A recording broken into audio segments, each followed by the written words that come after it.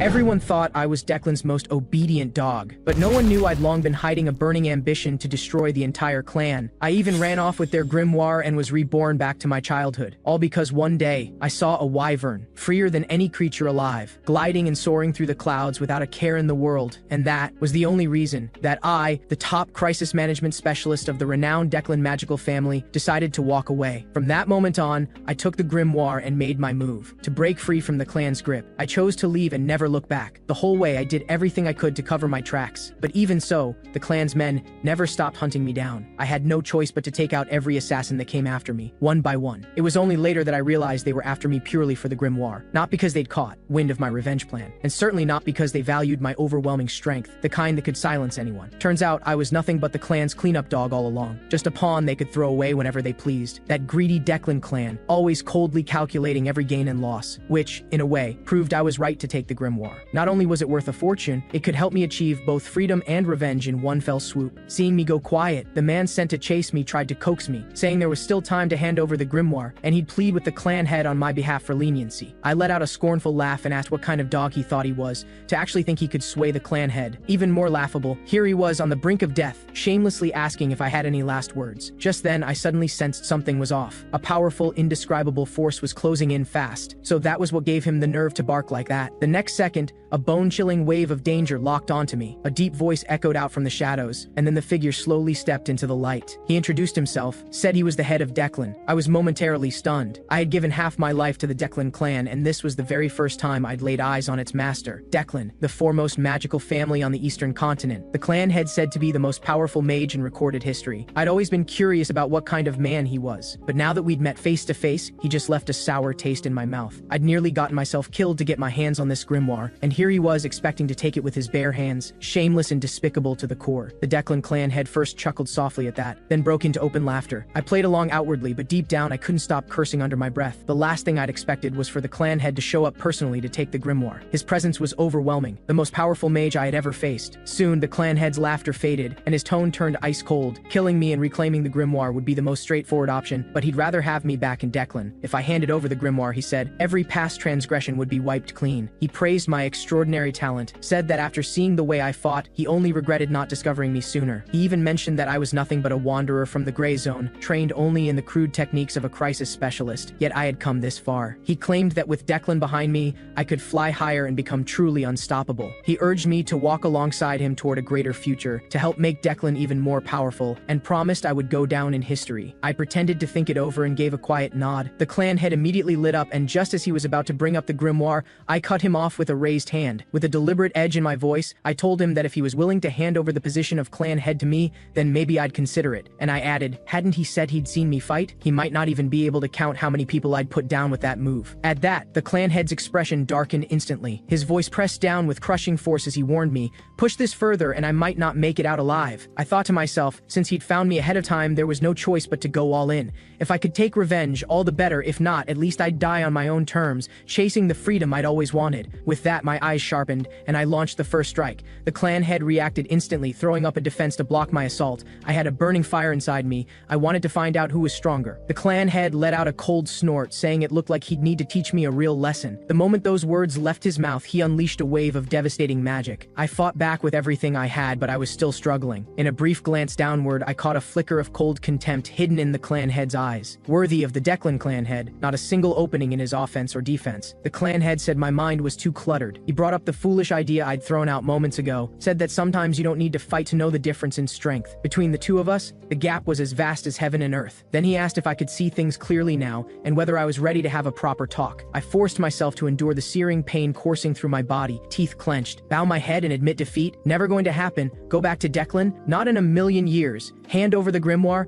Absolutely out of the question. Seeing me fall silent, the clan head's tone eased slightly, and in that exact moment of his letting his guard down, I pushed through the pain and struck without warning, screaming that I had long since grown sick and tired of being Declan's dog. No matter how gilded the collar, how spacious the room, it was still a kennel that kept me caged. I would rather die than go back. The clan head's face went cold, and he snapped at me, calling me a fool. He swiftly conjured a defensive spell, blocking every single attack I threw at him. He said coldly that he'd show me what it truly meant to be crushed. The next instant, a thunderous roar tore through the air. A far more ferocious force came surging toward me. 1,000 bolts of lightning intertwined, as if they'd reduce me to cinders at any moment. Through the the blinding pain, memories from the past suddenly crashed over me. It wasn't just the freedom I envied in the wyvern soaring through the sky. It was the deep, blood-soaked grudge between me and the Declan clan. The clan head's voice came from ahead. He said he'd expected me to be dead by now, but hadn't thought I'd still be clinging to a breath. He admitted I was indeed strong, and for that reason he was willing to spare my life. I steadied my breathing and asked if he wanted me to keep working as Declan's crisis management specialist. The clan head raised an eyebrow and said he hadn't been clear enough just now.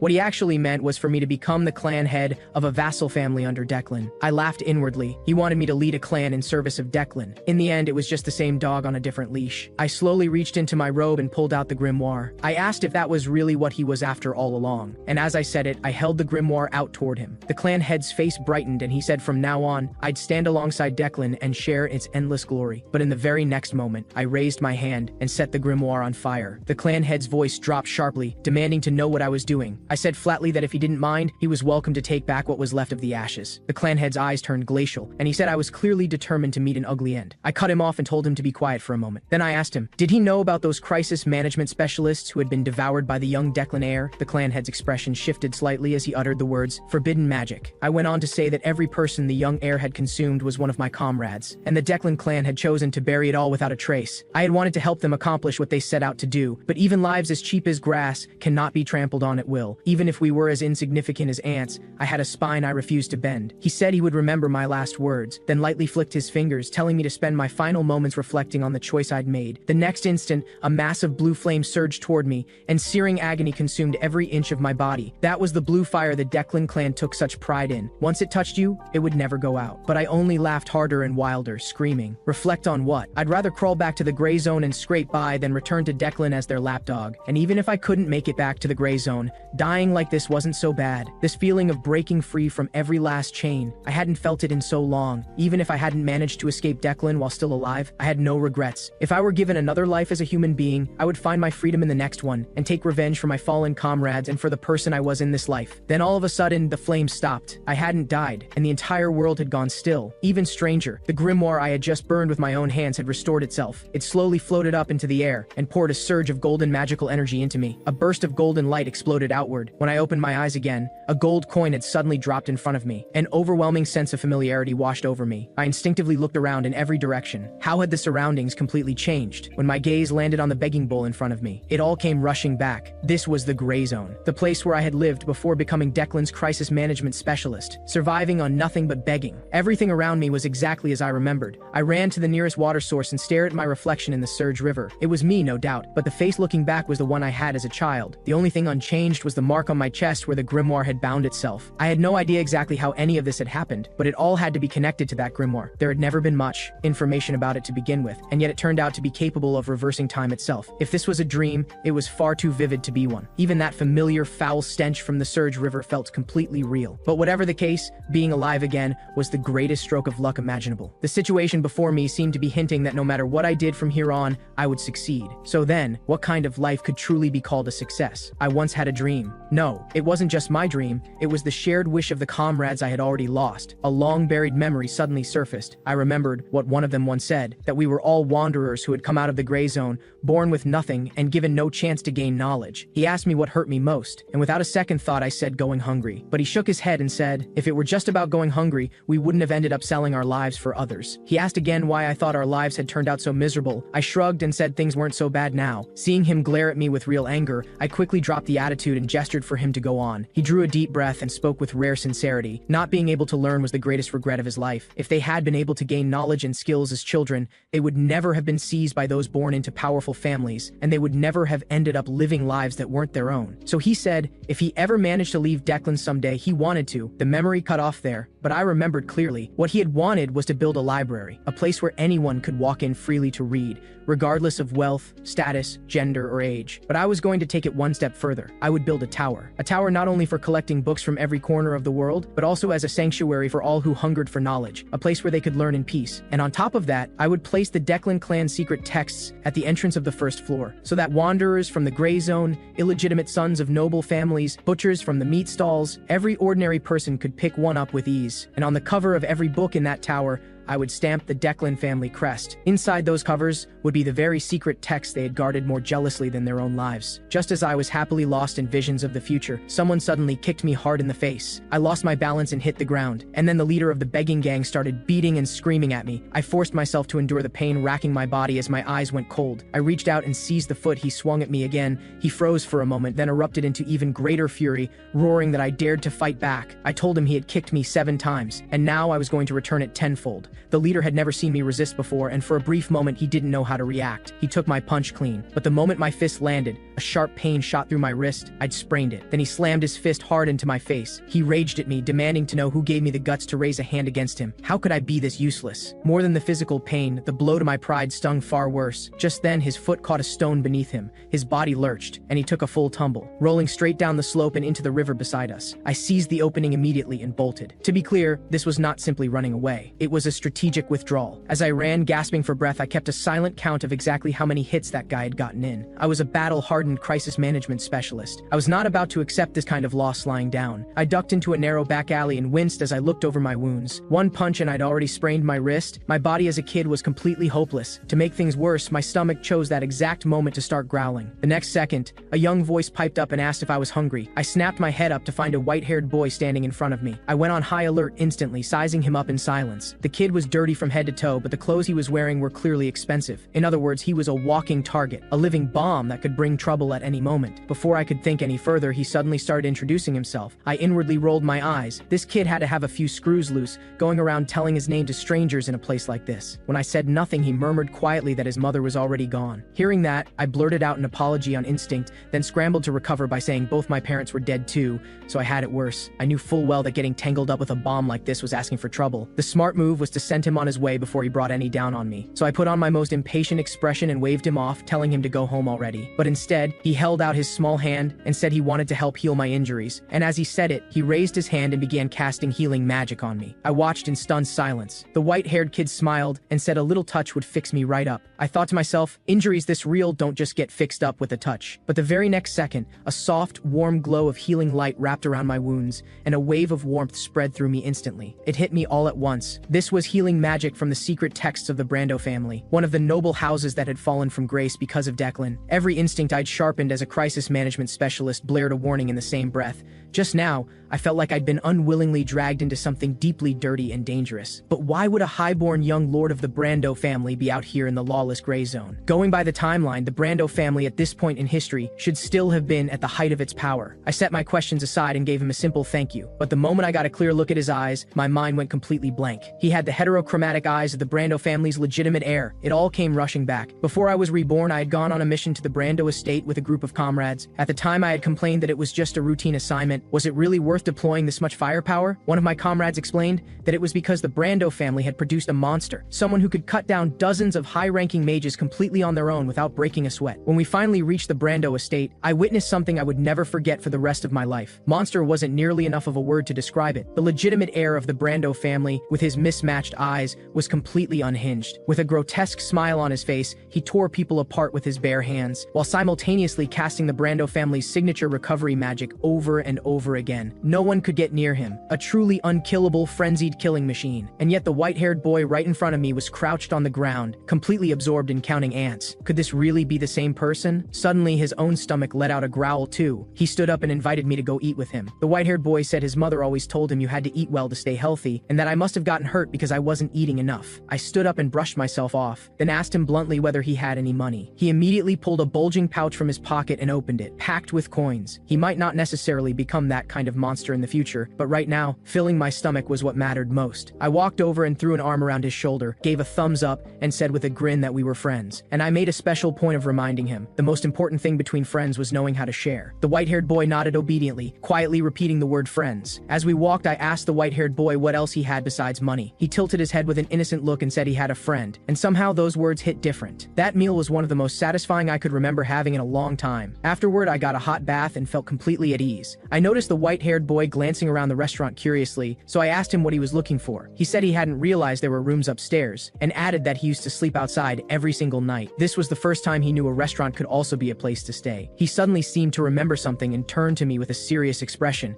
saying he also didn't have a father. I paused for a moment. By this point in time, both the Brando clan head and his wife should still have been alive. Wait, why was he comparing notes with me on this? Were we competing over who had it worse? But he explained earnestly that they weren't here, and if they weren't here, it was the same as not having them at all. That was quite a way of looking at things. I figured I should just ask him what was going on. He said that since escaping from his family, he had slept 10 times. Some days he napped twice in the afternoon, so all told it added up to 10 sleeps. By that math, he had been wandering around here for roughly 3 or 4 days. But why had he run away in the first place? Was someone out to kill him? He said there were always people chasing him. His answers never quite lined up. No wonder, someone clearly unhinged starts being wired differently from the rest of us from a young age. I decided to protect him for the time being. For one, I could use him to forge a connection with the Brando family. When the time came to take revenge on Declan, he might prove useful. And two, a family of that standing was bound to have a wealth of rare books, which would be a great asset to my plan to build a tower and fill it with knowledge. Of course, the first thing I needed to deal with right now was the first score I had to settle since my rebirth. I told the white-haired boy that I was going to lie down and train, so he should sit still and not touch me, and warned him that something bad would happen if he did. The white-haired boy tilted his head and asked whether I was starting my breathing practice. I nodded and told him that once I was done training, I'd teach him to do it too. In my past life, the standard issue secret text Declan provided to US crisis management specialists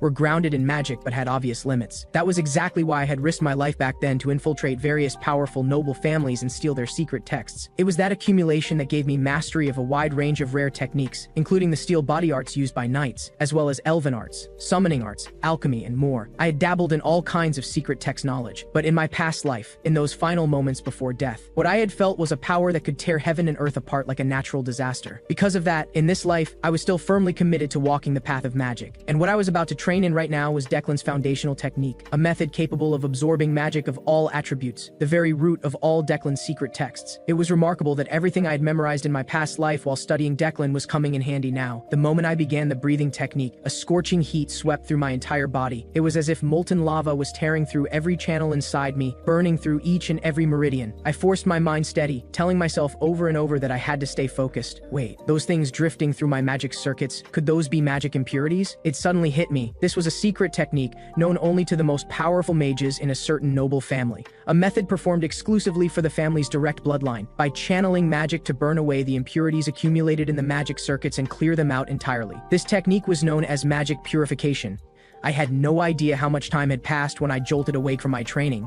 The hair on the back of my neck was standing straight up. I turned to look. The white-haired boy was fast asleep, completely out. But more than that, what struck me was that all the impurities in my magic circuits had completely vanished, and my magical energy had become extraordinarily pure, a purity even greater than what I had achieved at the peak of my past life. Even so, I was well aware that defeating the Declan clan head was something that, even with 100 reincarnations, would still be next to impossible. But I could equally say with certainty that the odds were better now than they had ever been in my past life. I had always been a battle-hardened crisis management specialist. Even when the odds were nearly zero, I had never been one to give up easily. First thing the next morning, I put together a disguise for the white-haired boy. After switching into plain commoner's clothes, he exclaimed with delight that his hair had turned brown. I picked up a hat nearby and pulled it down over his head, completely covering his unmistakably bright white gold hair. That should be enough to keep anyone from recognizing him as a child of the Brando family. The white-haired boy tugged at the hem of my clothes, asking excitedly what we were doing next. I curved my lips into a grin and told him we were going to go beat up some bad guys. By then, the begging gang had surely already woken up.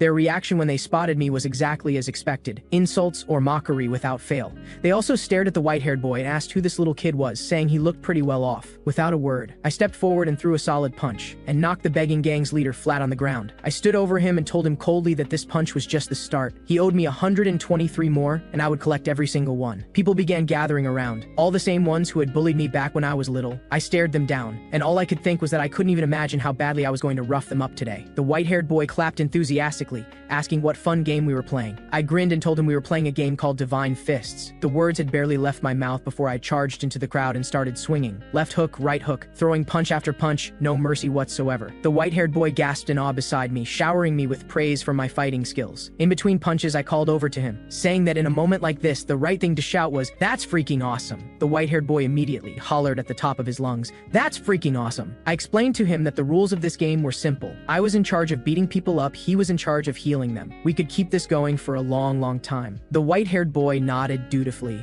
and every time he saw someone drop in front of him, he would immediately cast his healing magic. The first guy hadn't even realized what was happening yet. Before his thank you could leave his lips, I yanked him back to his feet and told him that since he was all healed up, it was time for another round. From morning straight through to the afternoon, I put every single one of them on the ground, with a special dose of punishment reserved for the begging gang leader who had just been roughing me up. But he never could quite keep track of exactly how many times I'd hit him. The white-haired boy watched with undisguised excitement and rushed over to ask if it was his turn to join in. I gave a nod, then turned back to the begging gang leader and reminded him that he still owed me a full 123 punches. The man immediately burst into wailing, cursing us both as demons and claiming he couldn't even count past 2 digits. By the time the beating was over, the sky had gone completely dark. The white-haired boy and I stood side by side before the crowd, while the members of the begging gang trembled in fear before us. The white-haired boy still looked like he hadn't had nearly enough and said we should play this game together again next time. I did the math in my head. Each of them had taken at least 100 hits. Added together, that was over 2,000 punches in total. The debts from my childhood had been paid in full. One of them shuffled forward nervously and said they thought they'd taken enough hits. This was their home, he said tentatively. So could the two of us maybe head out now? I drew the words out deliberately and asked if that meant they were telling us to get lost. The man frantically waved his hands in denial. If anyone was leaving, it was them, and they'd get out right away. I was sending them away not out of resentment, but because I genuinely couldn't let them stay. Because something in the distance was closing in fast. Whatever it was moved at incredible speed and was unnervingly quiet, almost certainly a pursuer. My heart sank. I thought I'd been careful enough, but how had they managed to track us down? I quietly took stock of the magic I had left, and the situation wasn't looking good. Between the training and the fighting earlier, what remained wasn't nearly enough to cast any serious spells. I couldn't even sustain a prolonged close-quarters fight. But then I thought back to my days as a crisis management specialist. My magic had never been fully charged. It was precisely because I had spent years operating on next to nothing that this kind of tight spot was nothing new to me. I focused inward, gathering every last trace of magic I had left. I knew there was only one chance, so I compressed everything into a single concentrated point. I positioned myself squarely between the white-haired boy and whoever was coming, locked onto the direction of the approaching presence. But what happened next left me completely frozen. The figure suddenly dropped to their knees in front of us with a heavy thud. I immediately pulled back the magic I had coiled to its absolute limit. The person was wailing hysterically,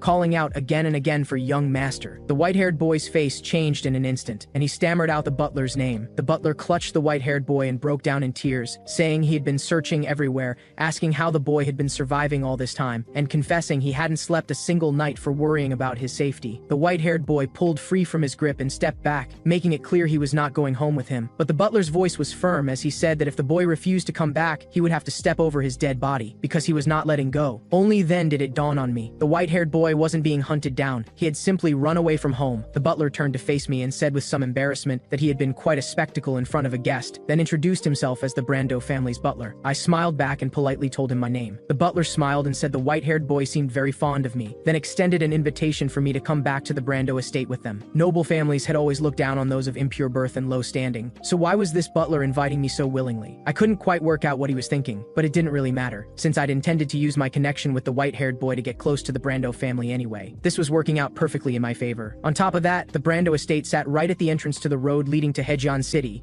where the East's foremost institution, Genuine Academy, was located, home to the largest library in the entire eastern region. I nodded and accepted, saying I looked forward to his hospitality. It deviated slightly from my original plan to build my own library, but going to the Brando estate for a look couldn't hurt. Besides, I was curious whether the food there was any good. The butler let out a relieved sigh and told us to wait a moment while he arranged for a carriage. The following evening, we arrived at the white-haired boy's home. I stepped down from the carriage alongside him and looked up at the grand structure standing before me. It occurred to me quietly that this was the first time I had ever set foot in a proper noble estate. The butler led us inside, saying it was getting late and we should both rest, and asked a nearby maid to look after us. The maid called out the white-haired boy's name in a sharp, cold tone. The moment he saw her, all the color drained from his face. He backed away, stammering that he knew he was in trouble. The maid first got me settled into a guest room, then immediately hauled the white-haired boy back to his own quarters. Meanwhile, the butler was making his way to the study. He reached the door, knocked, and was permitted to enter. The butler bowed before the Brando family matriarch and reported that the young master had been found in the 7th gray zone. The moment she heard the words 7th gray zone, the matriarch's voice shot up sharply. She unleashed her power in a furious burst, demanding to know whether her son was all right, and swearing that if a single hair on his head was harmed, she would not let it go. The butler quickly moved to calm her, asking her to settle down and hear him out first. He then went through the whole story of how he'd found the white-haired boy in full detail. The matriarch reigned in her power, and her voice gradually steadied. The butler exhaled inwardly with relief. It was fortunate the boy hadn't been seriously hurt, and even more fortunate that the matriarch had calmed down. This woman, once feared throughout the land as the Blood Witch, when consumed by rage, there was no one capable of stopping her. Especially when it came to anything involving her son, she had always been liable to act first and think later. The fact that nothing had gone seriously wrong this time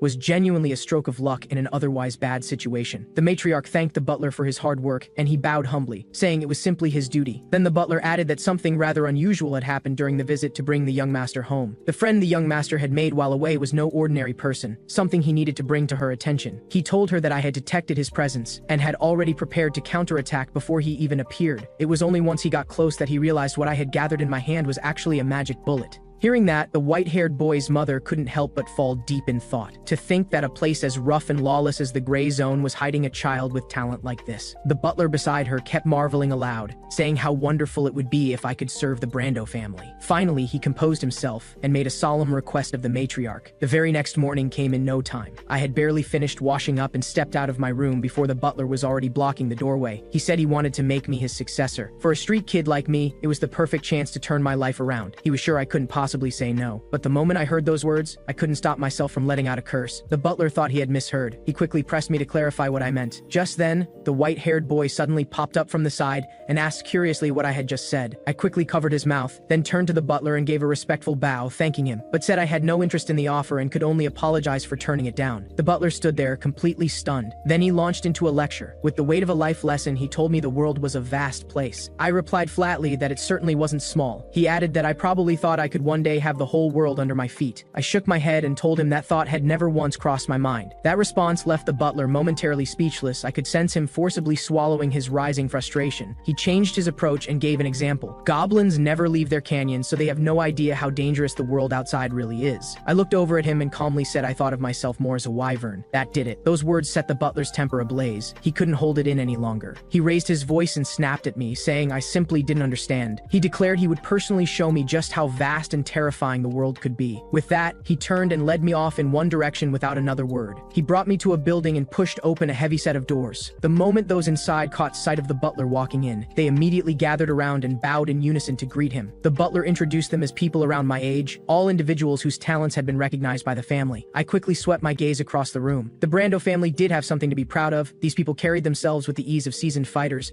and a powerful air surrounded them all. Yet when I looked more closely at their eyes, what I found there was nothing but timidity and submission. Turns out they were the ones trapped in the canyon, goblins, through and through. I looked away, and the butler said that with my abilities, I would surely outshine every single one of them in time. I shook my head again and said with a light laugh that I didn't particularly like the spotlight. Just then, someone in the crowd suddenly raised a hand and called out to the head butler. The butler looked toward the voice and asked what the senior trainee had to say. The senior trainee said with full confidence that I still hadn't truly grasped my own place in the world. From his perspective, it was simply because I hadn't yet felt the gap between me and everyone else in the room. So he asked the butler for permission to let me experience what real magic looked like firsthand.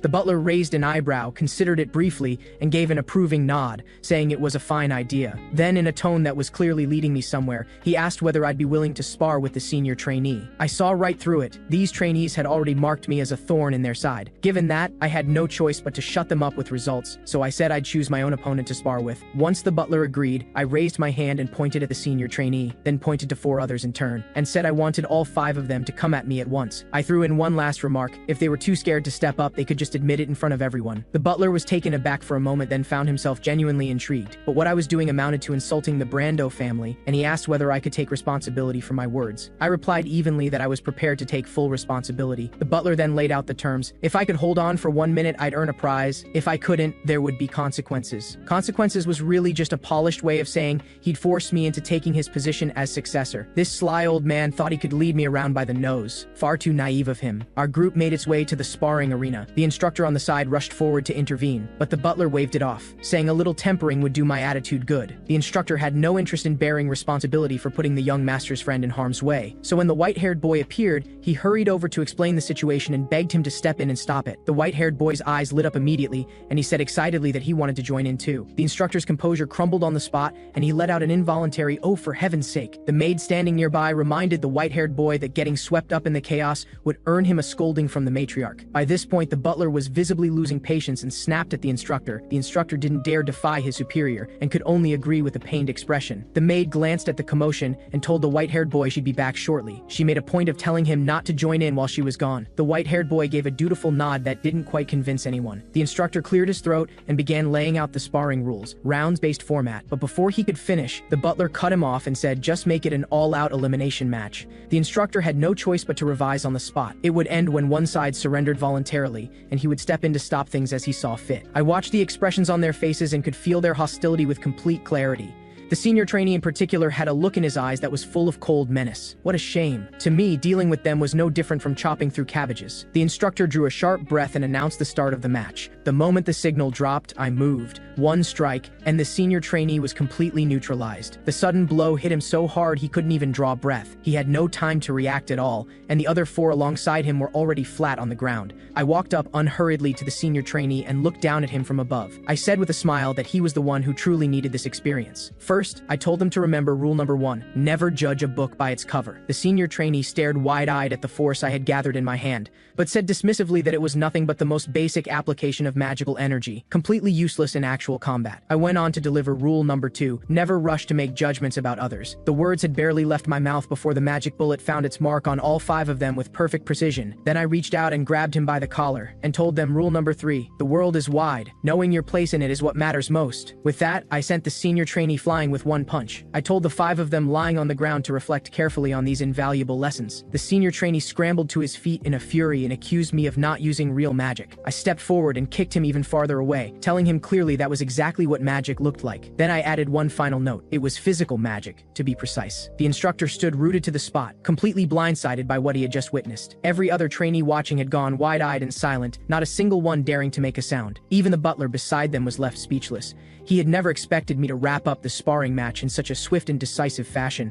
What surprised him even more was that the magic bullet I had used just now had been compressed at least 5 times. He was quietly shaken. If I had turned that on him the first time we met, the outcome would have been unthinkable. He had deep respect for the extraordinary talent I demonstrated in controlling magical energy, and he couldn't help but marvel inwardly that my skill at beating people up was something else entirely. Nearby, the white-haired boy was still enthusiastically casting healing magic on the injured. Just then, the voice of the Brando family matriarch carried over from a distance. The butler stiffened instantly and turned to bow with full deference. The instructor looked up and saw the Brando matriarch approaching. He turned to the maid at his side with a look of deep relief and gratitude. He thought to himself, thank goodness he was saved. The white-haired boy's mother scanned the wreckage scattered across the ground and asked with a frown what had happened. The butler explained that he had simply intended to run a quick ability test on me. The Brando matriarch let out a slow sigh. First, she called out to the white-haired boy to go back to his room and rest. Then she instructed the butler to take the injured to be treated. The butler acknowledged the order without hesitation. The white-haired boy scratched his head with a slightly sulky expression. Then he ran over to me and told his mother he was bringing me along. The Brando matriarch said nothing, only shifting her gaze to the instructor standing to the side. Then, in a cool and level tone,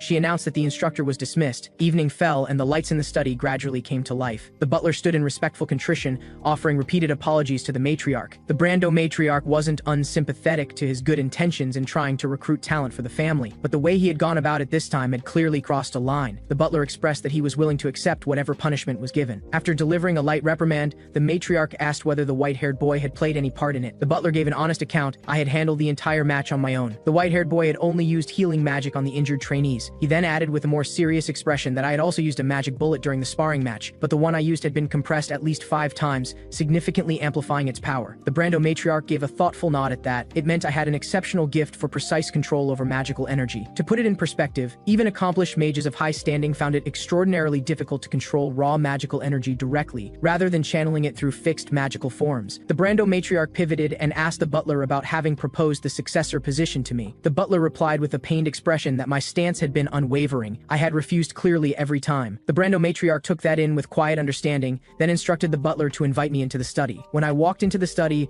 I immediately saw the Brando matriarch and the white-haired boy seated together on the sofa. Following the matriarch's gesture, I took a seat and asked directly what she wanted to speak with me about. She first handed me an elegantly crafted box. Before getting to the real matter, she said this was the prize the butler had promised, delivered on his behalf. I paused for a moment before it registered. I hadn't expected the promise to actually be honored, let alone that the Brando matriarch herself had prepared it. The Brando matriarch gestured for me to open the box and take a look. I reached out and gently lifted the lid. Nestled quietly inside was a top-grade spirit medicine. My heart gave a jolt. This was something only core members of the Brando 5 Great Mage Corps were entitled to possess. I silently turned it over in my mind. As a reward for a bet, there had to be more to this. The Brando matriarch told me to accept it without worry, noting that I had helped the white-haired boy back in the gray zone. And beyond that, she said it was also her personal apology on behalf of the butler's reckless behavior earlier. I was still uneasy and couldn't help asking whether taking it would obligate me to join the Brando family. The Brando matriarch shook her head. I ventured another guess. The thing wasn't poisoned, was it? She denied it again, putting my concern to rest. I still couldn't quite bring myself to believe it and confirmed one more time that there were truly no conditions attached. The Brando matriarch said firmly there were none. It was simply a gift, nothing more. In that case, I'd accept it gratefully. This was quite an unexpected windfall. The Brando matriarch continued, saying that along with the gift, there was also a proposal she'd like to put to me. As she spoke, she reached over and gently patted the white-haired boy on the head. She asked whether I would be willing to enroll at Genuine Academy alongside him. She added that he was actually supposed to have started the previous year, but he had been fiercely resistant to attending, which is why it had been pushed to this year. She admitted she hadn't anticipated he would actually run away from home over this, and so she wanted to formally make the request. After all, he had made it very clear that as long as I was with him, he'd go to school without a fuss. From a mother's point of view, this was genuinely a tricky situation. If she forced him to go, she worried he'd run away again, and she had no other way to get him to attend willingly. Of course, from my perspective, this was also a rare opportunity. Forging those academic connections would benefit my future plans enormously. I considered my response carefully, saying I would think it over. The Brando matriarch didn't press me, only asking that I let her know once I'd made up my mind. She then asked why I had turned down the butler's proposal about becoming his successor. I glanced over at the butler standing to the side, and couldn't help laughing. I said lightly that it was because my knees were too important, so becoming anyone's successor was simply out of the question. At that, the Brando matriarch looked genuinely puzzled. The butler frowned as well and asked in confusion what I meant by that. I offered no further explanation. As the sky gradually darkened, I said my goodbyes and returned to my room. As expected of a top-grade spirit medicine, I had only absorbed 1/10 of it, and my magical energy had already improved noticeably, perhaps due to the grimoire's mark on my body. My constitution seemed to have undergone some kind of change. The effect of this medicine had far surpassed anything I had anticipated. Though I'd said I needed time to think about the academy, I had already made up my mind. Going there would let me study, fulfill the wish my comrades had carried, and make it much easier to find patrons for the tower I intended to build. So when the time was right, I'd give the Brando matriarch my answer. As it happened, the moment I stepped out of my room, a young man was leaning against the doorframe. I sized him up quietly. Platinum blonde hair, amber eyes. He had to be the white-haired boy's older cousin. He called out my name. I deliberately denied who I was. He said flatly that he hadn't mistaken me for anyone else, and pointed out that I had short black hair, and those eyes of mine that somehow managed to look deeply disagreeable. I deliberately blinked and put on the most innocent expression I could manage. The young man paused, then admitted that looking at me now, I actually seemed kind of nice. He promptly apologized and said he'd be on his way. Just as the young man was about to leave, the butler suddenly appeared out of nowhere. Still on his knees, he asked me what on earth I was playing at. I twitched slightly. I was obviously teasing him about his habit of dropping to his knees at the slightest thing. More importantly, my little lie had just been blown wide open. The air went immediately awkward, and the young man turned back furious, accusing me of actually daring to deceive him. He also said my sullen, arrogant eyes were as off-putting as a dead goblin. He declared he was definitely going to give me a good thrashing. At that very moment, the butler who had been kneeling suddenly rose to his feet. His eyes sharpened in an instant. The young man's movements froze on the spot, and his bravado deflated just as quickly. He shot me one last seething glare and told me to find him at the magic hall tomorrow. After the young man left, the butler's expression eased, and he asked what had just happened. I brushed it off and said it was nothing, though inwardly I was buzzing. Someone had come looking for trouble all on their own. How convenient. Just wait, I thought. I'd make sure to teach this kid a proper lesson when the time came. I turned back to the butler and made it clear once again that refusing his offer had nothing to do with anything else. I simply wasn't interested. Then I asked him to arrange for me to meet with the matriarch the following morning. I arrived at the study as planned. The Brando matriarch looked up when she saw me enter, setting her writing brush down. She asked whether I had already made my decision. I gave a respectful bow and said I had thought it through. I was willing to go to the academy with the white-haired boy. The Brando matriarch was visibly surprised. She hadn't expected me to decide so quickly. Then a look of quiet satisfaction crossed her face, and she said she would arrange the enrollment as soon as possible. I bowed again, thanking her for her consideration. I also understood perfectly well that by accepting this favor from the Brando matriarch, I would need to repay the debt at the right moment. But I didn't mind this kind of mutually beneficial arrangement. And besides, I genuinely liked the white-haired boy as a friend. He was the very first friend I had made since my rebirth. After I left the study, the butler came in at a quick pace. He couldn't contain his excitement as he thanked the Brando matriarch. He went on to comment that there was a burning eagerness for the future shining in my eyes. The Brando matriarch glanced up at him. The butler, mistaking her attention for interest in the the topic, grew even more animated and launched into his analysis. He said the first semester would go smoothly for me since the Brando family was covering the tuition, but the second semester would be a different story. After all, I was a wanderer from the gray zone. Scraping together expensive tuition fees would surely be next to impossible. Once that moment arrived, he could step in with an outstretched hand and bring me firmly into the fold. The Brando matriarch's brow furrowed, and she told him he was being far too loud. The butler realized he had overstepped and bowed in a hurry to apologize. He quickly scrambled to find a reason to leave, saying he'd go check on the lunch being prepared in the kitchen, and promptly backed out of the room. The Brando matriarch watched him go. She reflected that the butler had extended an olive branch to me time and again, only to be turned away each time. Even this new opportunity wasn't necessarily going to win me over. It was probably because the previous head butler had once brought him up through a similar approach, which was why he had such confidence it would work. At the same time, I had already arrived at the magic hall. I was someone who kept my word. The young man from the Brando branch family who had picked a fight with me was in there waiting. I walked to the far end of the hall, where a robed figure came forward to greet me. I had forgotten to ask for his name earlier, so I had no choice but to describe the young man's features from memory. The moment I finished, the person understood immediately and told me I was looking for the vice director of the magic hall's younger brother. He added that the person was already waiting inside and told me to follow him. He led me to a closed door and said this was the way in. He also made a specific point of warning me to mind my head once the door was open. I reached out curiously and pushed the door open, and immediately understood what he meant. Inside the room, pages of paper were swirling through the air in every direction, raining down from above in a continuous shower. At this rate, one wrong move and I'd be buried in an avalanche of paper. Then a composed voice spoke from within the room, and its owner stepped out from behind towering stacks of books and introduced himself. I inwardly clicked my tongue. That kid had actually gone and brought his older brother in as backup. Thinking back to my past life, I had once infiltrated the Brando family's magic hall. The thing that had left the deepest impression on me was the mages there who devoted themselves to magical research. They all shared the same set of traits that came with being old scholars of the trade. First, their hair was remarkably sparse. The story went that it was from years of yanking at their hair whenever they hit a dead end in their research.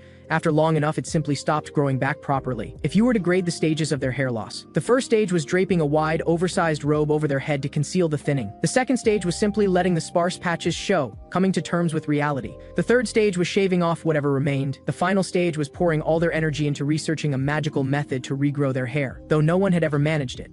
But the vice director standing before me looked nothing at all like my mental image of these mages. This one had a full head of thick hair, and appeared exceptionally young on top of that. He warmly invited me to sit down and have some tea. I bowed politely in thanks. As I lifted the teacup, I reflected that within the Brando family, high positions weren't simply handed out by bloodline. For someone this young to have already risen to vice director of the magic hall, he had to possess the absolute capability to match it. If he had been hostile toward me, I would have felt far more at ease. But here he was, smiling at me with evident goodwill, a warmth so mild and measured, I couldn't get a read on him at all. He offered his congratulations on my enrollment at Genuine Academy, and mentioned that he himself was an alumnus. I thanked him, though internally I was mulling it over. This move to establish a connection as fellow students felt just a touch too deliberate. He seemed to pick up on my wariness and apologized with a hint of regret. He said that hearing I was also heading to his alma mater had made him a little too excited, and he had let himself get carried away. Then he shifted his tone, turning serious, and asked whether I was the kind of person who would put my life on the line for a friend. I wasn't sure what had prompted such a sudden question. He held my gaze with complete seriousness and said this matter concerned the very fate of the Brando family. If I could give him a definitive yes, he was prepared to give me a particular book. I looked down at the book he was handing across the table, and my pupils contracted sharply. It was the Brando family's core secret text, the Healing Light Codex.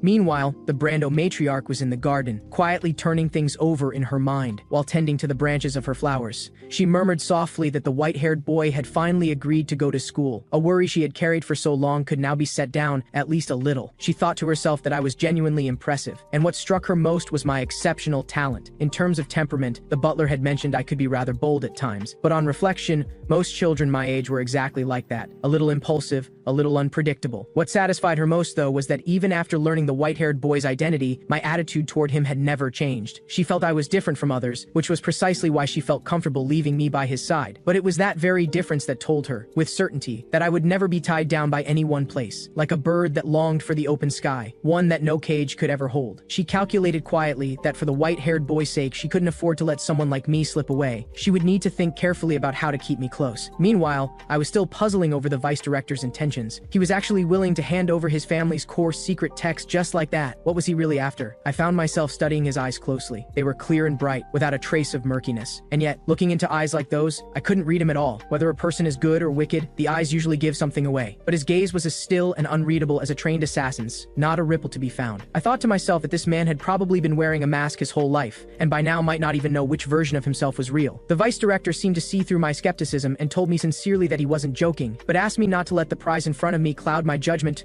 or rush me into a hasty decision. Having seen through his mask-wearing act, I actually felt more at ease. I met his gaze and turned him down directly. If I was going to step into murky water either way, there was no need to compromise and accept terms I didn't understand. I told him plainly, if he had something he needed me to do, he should just say it outright. If I felt I was capable of handling it, I'd agree. Otherwise, nothing he said would change my mind. His expression grew slightly heavier as he said that just hearing what this was about could put my life at risk, and if I chose to refuse after listening, he might have to kill me. I forced a straight face and shot back that if he had it in him, he was welcome to try, but inwardly I was quietly panicking. Had I barely been reborn only to die again so soon? Then all at once, with a soft rush of sound, he activated his magic. The air around us turned heavy in an instant. The teacups on the table rattled with the shift. His presence became something terrifying, as though he could end me in the next heartbeat. But strangely, a high-pressure situation like this didn't frighten me. My mind was already running through countermeasures at full speed. The very next second, he suddenly laughed and said he'd met his match. He told me I had passed his test. He went on to explain that what he actually needed was someone reliable, but not someone from within his own family. And just at that moment, I had appeared. Truthfully, he hadn't expected much from me at first. The white-haired boy was young, and his judgment of people couldn't be considered fully reliable. But the fact that even the matriarch, who doted on the white-haired boy so deeply,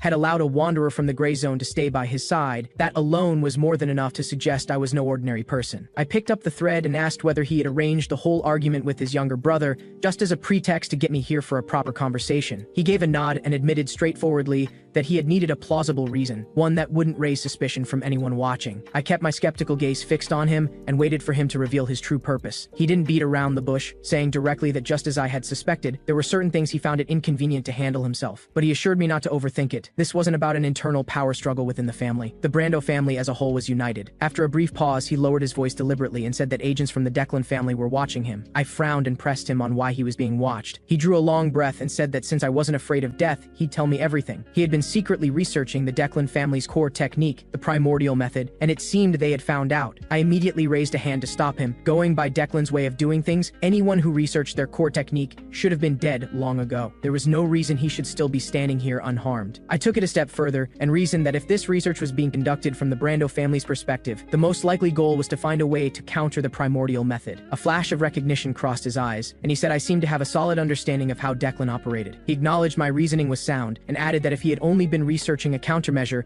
Declan would have stopped at nothing to have him killed. But as it happened, what he ultimately discovered was a way to refine the very foundation of all Declan's secret techniques, the primordial method itself, into something even more powerful. As he said this, a note of fervent intensity crept into his voice, and he said I should be able to understand how he felt. I inwardly thought to myself, this vice director was something far beyond regular levels of unhinged. He was a full-blown lunatic with no regard for the consequences, to actually sit inside his own family's walls and secretly research something with enough power to get him killed. But that said, thinking about it this way, the timeline lined up perfectly. In my past life, the reason the Declan family had annihilated the Brando family was because of the refined version of the primordial method the vice director had developed, what came to be known as the new primordial method. The reason the Declan clan head had been willing to bet the entire survival of his family on an assault against the Brando family had finally become clear. It was apparent now that the Declan clan head had seen through the immense potential of the new primordial method right from the start, and his extraordinary power later on had its roots in precisely that technique. I was still caught up in those memories and thoughts when the vice director suddenly called my name, warning me that this was no small matter. Once I was involved, there would be no pulling back. I snapped back to the present and told him impatiently to skip the unnecessary lead-up and just say what he wanted me to do. Only then did he explain. He hadn't told anyone in the family that he was researching the primordial method. He suspected a Declan informant had infiltrated the family, but no matter how long he investigated, he couldn't identify who it was. I pointed out that since his secret research had already been discovered, he must have someone in mind as the most likely suspect. His secretary, for instance. He shook his head and ruled out the secretary, adding that the matter was actually tied to how he had obtained the primordial method's secret text in the first place. Following his reasoning,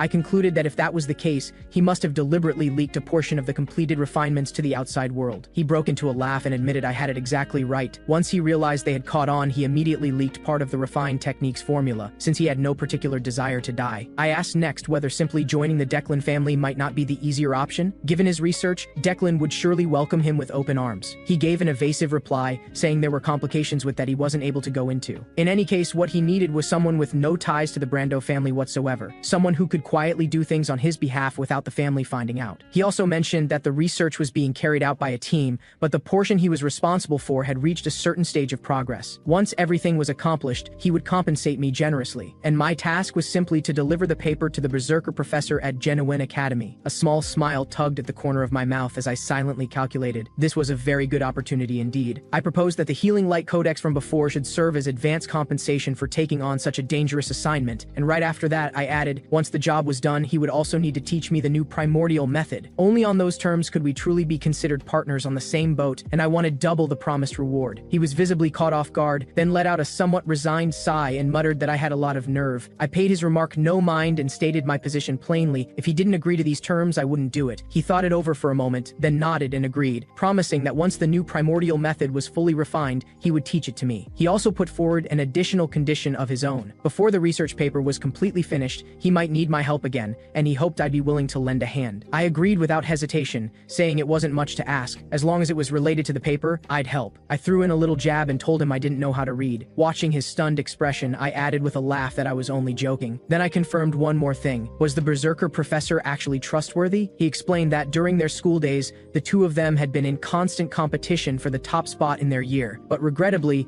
he had been called back to the Brando family and their rivalry had come to an end. Listening to him, I noticed privately that the way he told it, everything in his phrasing somehow subtly implied, but ultimately, I was the better one. Were all people in academic research this peculiar? As night fell, I returned to my room. To avoid drawing any attention, the vice director had packed everything he wanted to give me into a dimensional storage bag. When I opened it, I was surprised by just how much was inside. Among the many books, there was also a sealed letter tucked in between. I broke open the seal, and the very first line read, "My dearest." I couldn't help rolling my eyes and thought, dearest, what exactly? The letter explained that to ensure the smooth progress of everything going forward, the vice director had included the specific magical texts that would need to be studied, along with a detailed breakdown of the recommended order in which to study them. He expressed his hope in the letter that I would apply myself diligently so as to build up the necessary knowledge as quickly as possible. I stared at the mountain of books in front of me and inwardly thought, not a bad haul, all things considered. The collection was organized, clearly by learning stage, from foundational magical studies all the way to advanced ones. One had to admit, the vice director was genuinely brilliant, even if he was quite thoroughly unhinged. Fine by me, this was the perfect chance to build up my magical knowledge in a systematic way. I dug through the pile and pulled out a booklet labeled Index of Library Patrons. Not counting the Healing Light Codex and the new Primordial Method papers, there were still 132 books in total. I mused to myself that someday I wanted to include the Healing Light Codex in the tower I intended to build,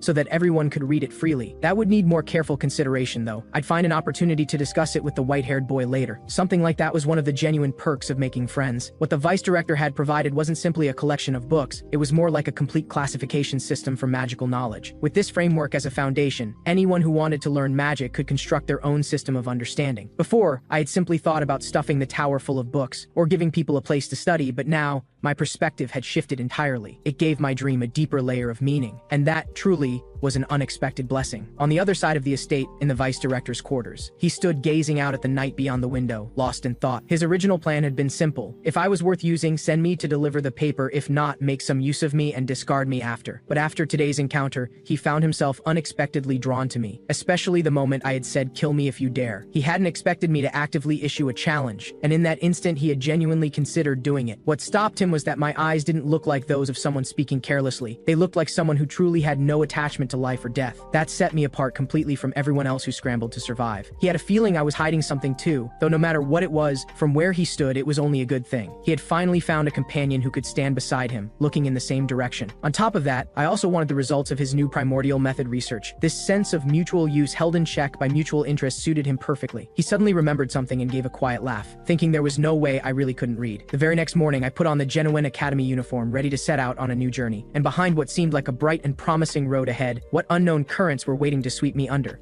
I had barely finished packing when the maid knocked and stepped in. She reminded me that it was almost time to leave for the academy. As she picked up my bag, she explained that neither I nor the white-haired boy needed to sit the entrance exam. Once we arrived at the academy, we only needed to complete a simple enrollment formality. She paused and glanced over at me, a quiet look of approval in her eyes, and said softly that I was starting to look every bit the part of a proper student. The Genuine Academy uniform suited me rather well, it had to be said. I thanked her politely and followed her out. As I walked, I thought to myself, skipping the entrance exam was a good thing. No point wasting time on formalities that didn't matter. I had barely stepped out the door when I spotted the white-haired boy waving at me from a distance. Before we set off, his mother carefully reminded him to take care of himself while he was away. Then she turned to me and said this was a rare opportunity, and she hoped I would get what I was looking for. I smiled warmly and thanked her, then climbed into the carriage with the white-haired boy. As for the result I was after, I'd get it, naturally. After all, where we were headed was the finest academy on the eastern continent, and all the people who could help make my tower plan a reality were already waiting there. Before long, the carriage began rolling steadily forward. The white-haired boy and I sat facing each other inside the cabin. He fell asleep before long,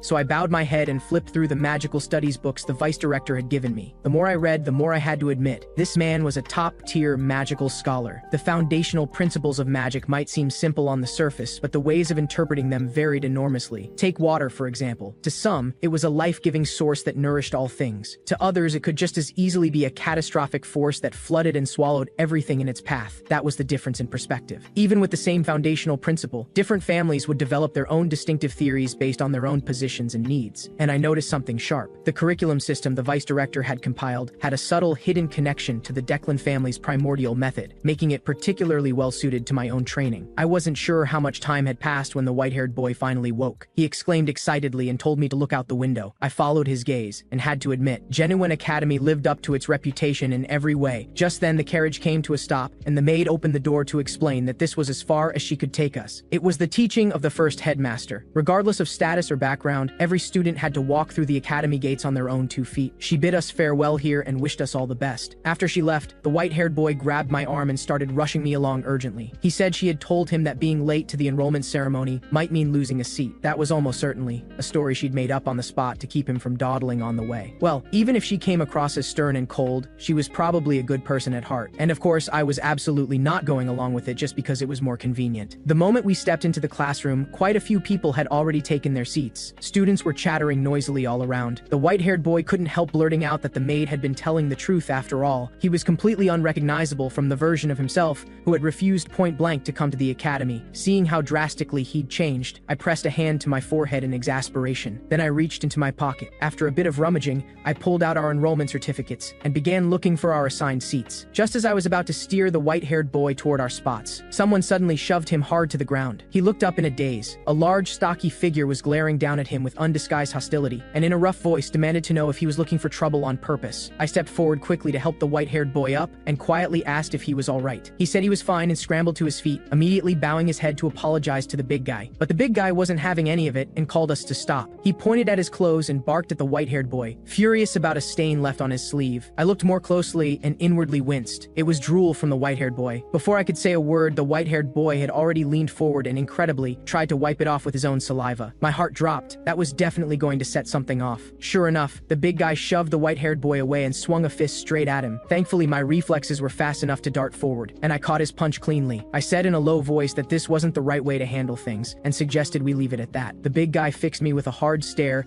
and demanded to know who I thought I was. I told him calmly that I was the white-haired boy's friend. The big guy raised an eyebrow and said I wasn't a bad friend. After all, very few people were willing to take a hit for someone else, so in that case, I could be the one to make it up to him. I sighed inwardly. Was I really going to get off on the wrong foot with a classmate on the very first day? But then again, there was no way I could just stand there and watch the white-haired boy get pushed around. By now, a sizable crowd of students had gathered nearby, whispering amongst themselves. Someone murmured that by the looks of it, a fight was probably about to break out. Someone else said they didn't recognize me or the white-haired boy, but they knew the big guy was a young lord of the Durampe family. They added that the Durampe family's young members entering this year were all strong, and the odds were heavily in the big guy's favor. Someone had even started directing the crowd, telling everyone to step back and clear some space to avoid getting caught in the blast, assigning 2 people to manage the betting, getting the students who knew magic to cast a protective barrier around the perimeter. The scene heated up quickly, with plenty of people shouting encouragement at the big guy and putting their money on him to win. Someone bet 2 meal tickets, someone else jumped in with 3. The whole thing was spiraling into chaos. From deep in the crowd, a voice called out that everyone was a bunch of idiots, because betting on the underdog to win was where the real wisdom was. The big guy locked his eyes on me and proudly declared his title, the Fist King. He announced that he was the second young master of the Durampe family, a name they wore with pride. Then asked what my name was. I replied plainly that I was just a commoner. He could think of me as nobody in particular. The big guy didn't pay my brush off much mind and gestured for me to strike first. I let out a scornful laugh, thinking he was genuinely ridiculous, going on about not liking to waste words, while being the one doing all the talking. I deliberately baited him and asked if he was scared. Predictably, the big guy was provoked in an instant. With a furious roar, He raised his massive fist and brought it crashing toward me. I shifted my body to one side with fluid ease and stepped out of the path of his heavy, forceful strike without any effort. The big guy's punch hit nothing but air, and the missed swing threw off his balance, sending him stumbling half a step forward. I grinned and tilted my chin at him, reminding him that there were two of us. I tightened my fist and charged forward in a burst, and drove a punch square into his face, sending him flying on the spot. The big guy staggered and barely managed to keep himself upright. He loudly declared that a punch from some magic track student was nothing. He could take a few of those without flinching, but the force behind my blow when it landed was far beyond what he had anticipated. He stared at me in stunned disbelief, looking me up and down with wide eyes. The next second he felt a warm sensation, and looking up, he found the white-haired boy casting healing magic on him. He looked completely baffled and couldn't fathom why anyone would do that. He bluntly snapped at the white-haired boy and asked if he was an idiot. I fired back that he was the idiot and mocked him. Truly a credit to his noble family, managing to get distracted even while taking a beating. I raised my hand and kept swinging, landing punch after punch on him, telling him as I went that it wouldn't be long before he understood what fear actually felt like. Throughout the fight, I stayed on the offensive as always, while the white-haired boy kept casting healing magic on our opponent. Our roles were clearly defined and we worked together with remarkable fluency. Under the relentless pressure of my assault, the big guy was quickly driven into a steady retreat, and he had well and truly experienced the dread of being beaten over and over with no end in sight. Students in the crowd were growing anxious at the sight, shouting at the big guy to stop holding back. They kept cheering him on at the top of their lungs, calling him the rising star of the Durampe family, the star of the Eastern continent, the pride and hope of all who walked the fighter's path. Every one of them was absolutely certain he would pull through and claim victory in the end. Spurred on by the crowd's roars, the big guy gritted his teeth and his eyes turned more ferocious than ever. He muttered under his breath that some magic track nobody actually dared to act this recklessly in front of him. Barely had the words left his mouth before he launched a storm of relentless, thunderous attacks.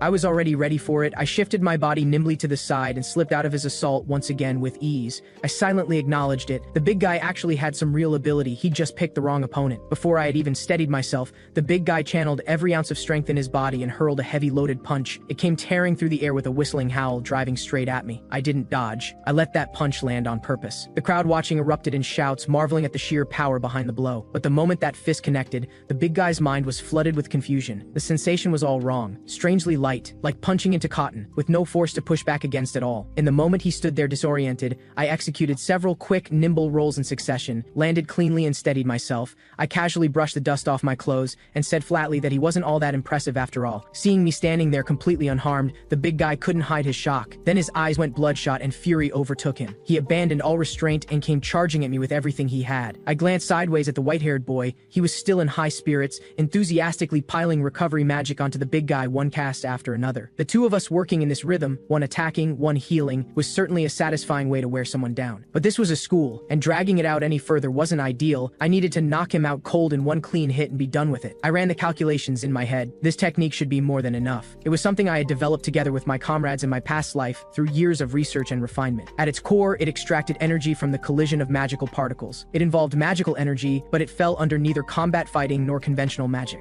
It was more of a specialized technique derived purely from the inherent properties of magical energy itself. I silently invoked the name in my mind, the collision style, and launched the attack straight at the big guy. The moment the strike detonated, even the students maintaining the protective barrier around the perimeter lost their footing. Someone cried out in shock, completely thrown by how much force had just been unleashed. Every eye in the room snapped back to the big guy. His legs buckled, and he dropped straight to his knees. The next second, he toppled over backward and went completely still, out cold. For one brief moment, the entire room went dead silent. Every single person watching was stunned speechless by what had just happened. I raised my hand and turned toward the crowd with an expressionless face, giving them a signal that they could go ahead and cheer now. The next second, the crowd erupted, with people buzzing excitedly about how incredible the fight had been. The person who had bet on me earlier pumped their fist in triumph, shouting that they'd won, and fired back at everyone else that they had told them. The underdog bet always pays. I called out to them, walked over and ruffled their hair with a grin, saying we won, and made sure to remind them while I was at it. No more sucking on their fingers. It really was terribly unhygienic. It was at that moment the entire room finally burst into wild, thunderous applause. One young student remarked in amazement that I was something else, clearly a magic track student, yet with close combat ability that far surpassed anyone from the combat track. They also marveled that the two of us worked together in a way that was truly rare, a perfect pairing for wearing someone down without mercy. Just as everyone was still buzzing from the shock of the fight, a stern voice cut through the noise, demanding to know who had dared to get into a brawl on the very first day of enrollment. I looked up, a teacher had arrived, and I knew immediately we were in trouble. Not that it mattered. I was a crisis management specialist by trade, and a minor situation like this was nothing I couldn't handle. I was just about to slip away with the white-haired boy when he shot his hand up and cheerfully announced to the teacher that we were the ones who did it. I could have closed my eyes and pretended I had never met this this person in my life. The teacher parted through the crowd and walked over, glanced briefly at the big guy unconscious on the ground, then told us to come with him, and just like that, the two of us were escorted directly to the teacher's office. The teacher said that given we had come forward on our own, he would forego any punishment this time. Besides, the student who had been on the receiving end didn't appear to be seriously hurt, but he warned us to keep ourselves in line and said he would be keeping a close eye on us going forward. I nodded quickly and put on my most obedient and cooperative expression. After leaving the office, we headed straight for the building where the enrollment ceremony was being held. We pushed open the door. Thankfully, the ceremony hadn't officially begun yet. When people noticed us walk in, quite a few began whispering, marveling that someone who looked as lean as me had actually beaten a fist fighter. Others remarked that I and the white-haired boy were a pair of lunatics, and they would be giving us a wide berth from now on. The white-haired boy paid none of that any mind and waved happily, telling me we were famous now. I gave him a helpless pat on the shoulder and reminded him that going forward, he needed to keep a low profile inside the academy. But the white-haired boy looked up with his most innocent expression and said it was so nice of everyone to save seats just for us. Not long after, the enrollment ceremony officially got underway. The headmaster stepped up to the podium and launched into a lengthy address. I glanced to my side.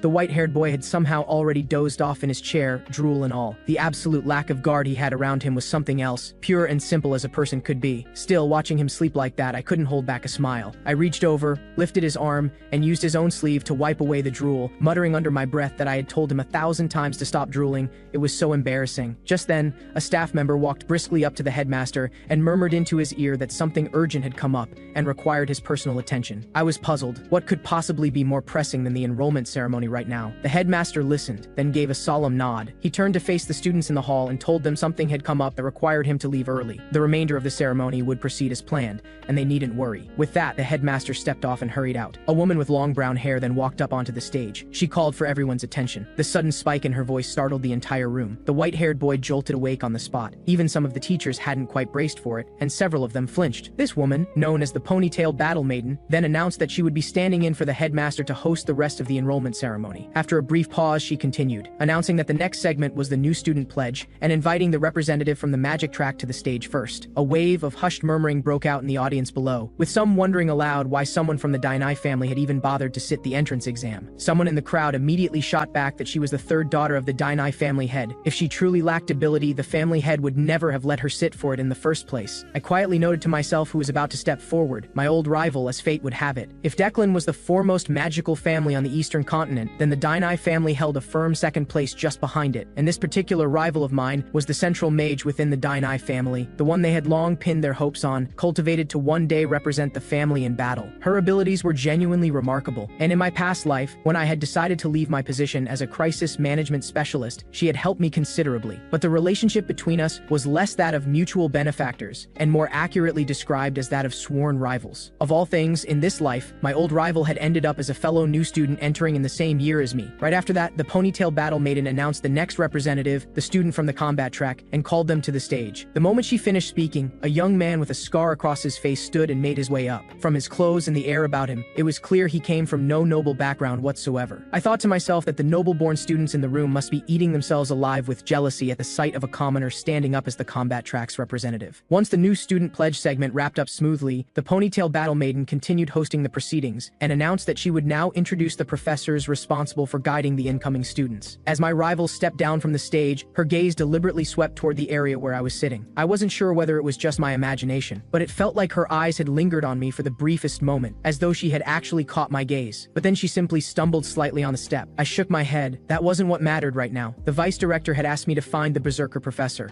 I had no idea when his turn to take the stage would come. It wasn't long before a booming voice filled the hall. I followed the sound. The one speaking was the berserker professor himself. I had expected him to give off a similar impression to the vice director, but he turned out to be completely different. Then again, the vice director was someone who excelled at concealing himself.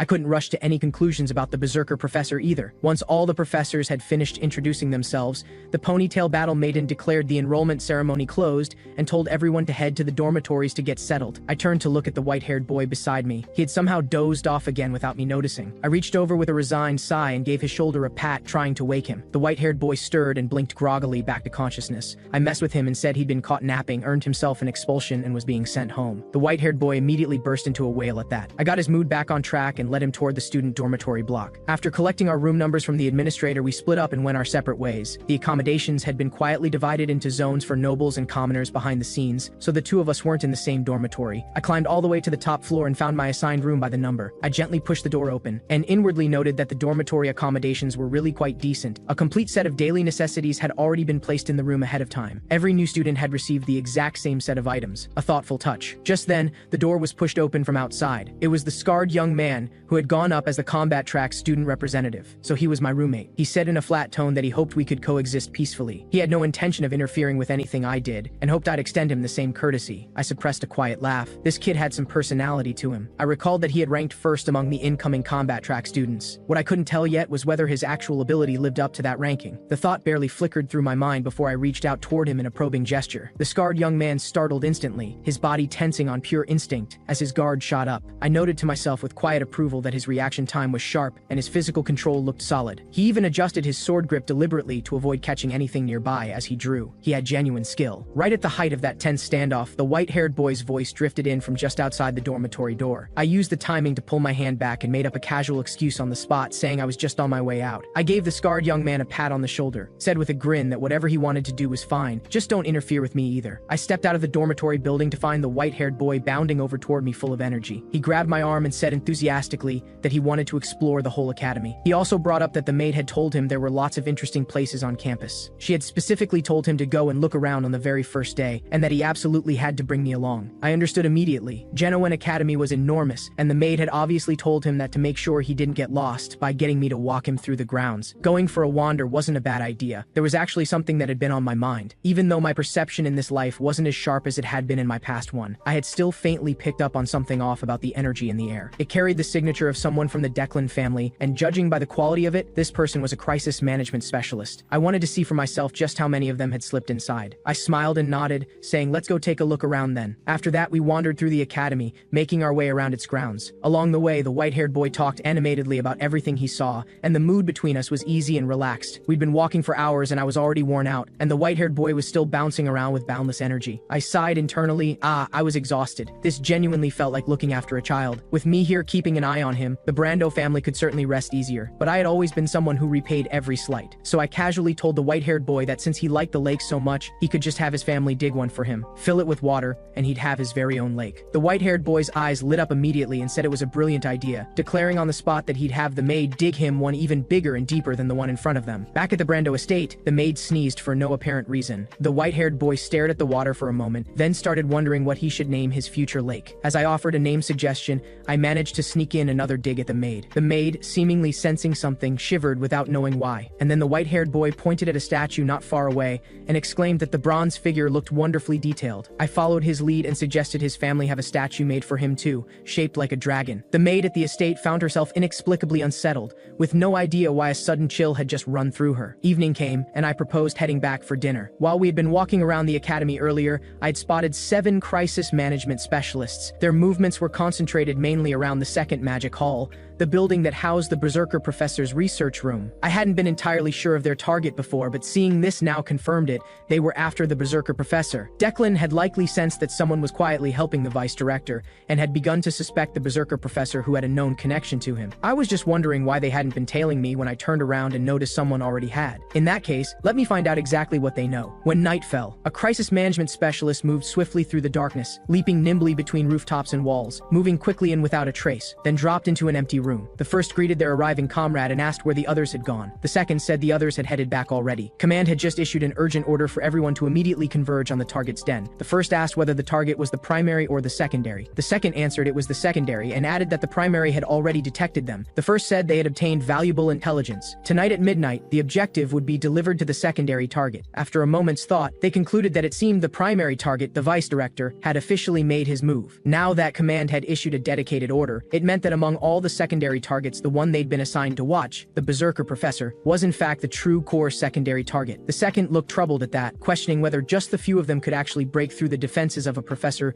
whose strength was on the level of a monster. In their view, at the very least they needed the number 1 agent, or a couple of the odd-numbered members, to have any real shot at this. The first replied that number 1 wasn't coming, and none of the other odd-numbered members would be deployed either. That got a curse out of the second under their breath. The first then added that the fire demon would be joining them. The second's expression turned even graver at that. The fire demon was someone who would do absolutely anything to complete a mission. The unspoken implication was that this was no different from being told to go die for the assignment. In the end, neither of them had any other option. They could only reassure each other and set out at once. They both knew that their only hope of surviving lay in staying together. Once those two crisis management specialists had moved on, I slowly drew my head out from where I had been hiding. So they were planning to make their move tonight at midnight. What concerned me even more was that they had brought in the fire demon. Thinking back to my days as an active crisis management specialist, the fire demon had been at the absolute peak of his strength. After the Declan family staked everything on that all-out war against the Brando family, the fire demon had proven his unwavering loyalty to Declan in the most concrete terms possible. Even now he was dangerous enough. But his true peak had come after the war with the Brando family, so I had to take him down now, before he reached that pinnacle. And the fire demon's magic was rooted in the Declan fire attribute secret texts. That alone made the risk worth taking. I had been wondering earlier why that one crisis management specialist had turned back after leaving. Now it made perfect sense, and this was quite a stroke of luck. But there was still something puzzling me. The objective they had mentioned, the vice director's paper. It was right here in my hands, yet they were saying it would be delivered to the secondary target tonight. The paper I had couldn't be a fake, and the objective they were referring to had to be this paper, which meant what was being delivered to the berserker professor at midnight tonight was necessarily a decoy. At the same time, back in the dormitory, my roommate, the scarred young man, quietly sat up, changed into clothes suited for movement,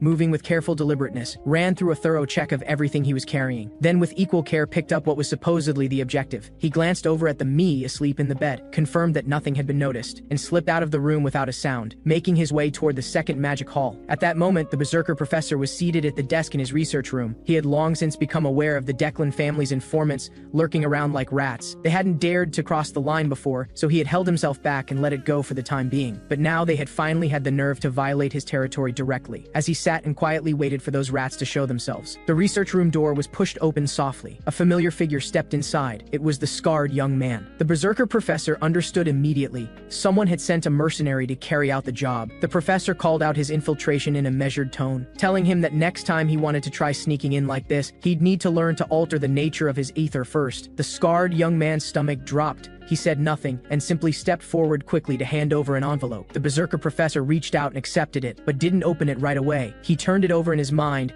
This student in front of him was just a neutral mercenary, carrying out a task and knowing nothing beyond that. And Rose slipped past Declan's watchful eyes. The vice director had been trying all along to find a way to get the paper to him safely. Why would he use a method this careless? While the berserker professor was still thinking it through, the door was pushed open again by another arrival. A thunderous explosion erupted in the same instant. The fire demon spoke with swaggering arrogance, greeting the berserker professor, and remarked that a bookworm like the professor who never left his research room probably had no idea who he was. He swept his gaze around the room and broke into a grin when he spotted the scarred young man, saying there was already another guest. He also noted the look on the scarred young man's face. He seemed to have recognized him. The professor looked up at him briefly with detached disinterest and told him to cut the idle talk and get to the point, and added that the stench of rats coming off the fire demon was about to ruin his nose. The fire demon paused for a moment, then broke into laughter, a laughter filled with savagery, his eyes going vicious in the same instant. He pointed at the scarred young man and said the Brando lackey who'd brought the document obviously had to die. As for the professor, they'd leave him one eye and one arm, that would be enough. The words were barely out before the fire demon made the first move, unleashing a skill wreathed in scorching flame that surged straight for the professor. The professor immediately activated his magic to intercept it. Sparks flew as metal and magical force met head-on. A deafening explosion tore through the research room as the two of them clashed in an instant. The scarred young man was thrown back again and again by the wild shockwaves of energy, completely unable to close the distance to the fight. All he could do was clench his fists and watch the battle with tight-wound anxiety from the sideline. In the thick of the battle, the berserker professor fought back, while saying in a low, even tone to the scarred young man beside him. He told him that from this moment on, he was no longer his student. As a mercenary, what came next was his own responsibility to survive. In the midst of the brawl, the berserker professor's mind was working quietly. The academy's alarm system had in all likelihood been neutralized ahead of time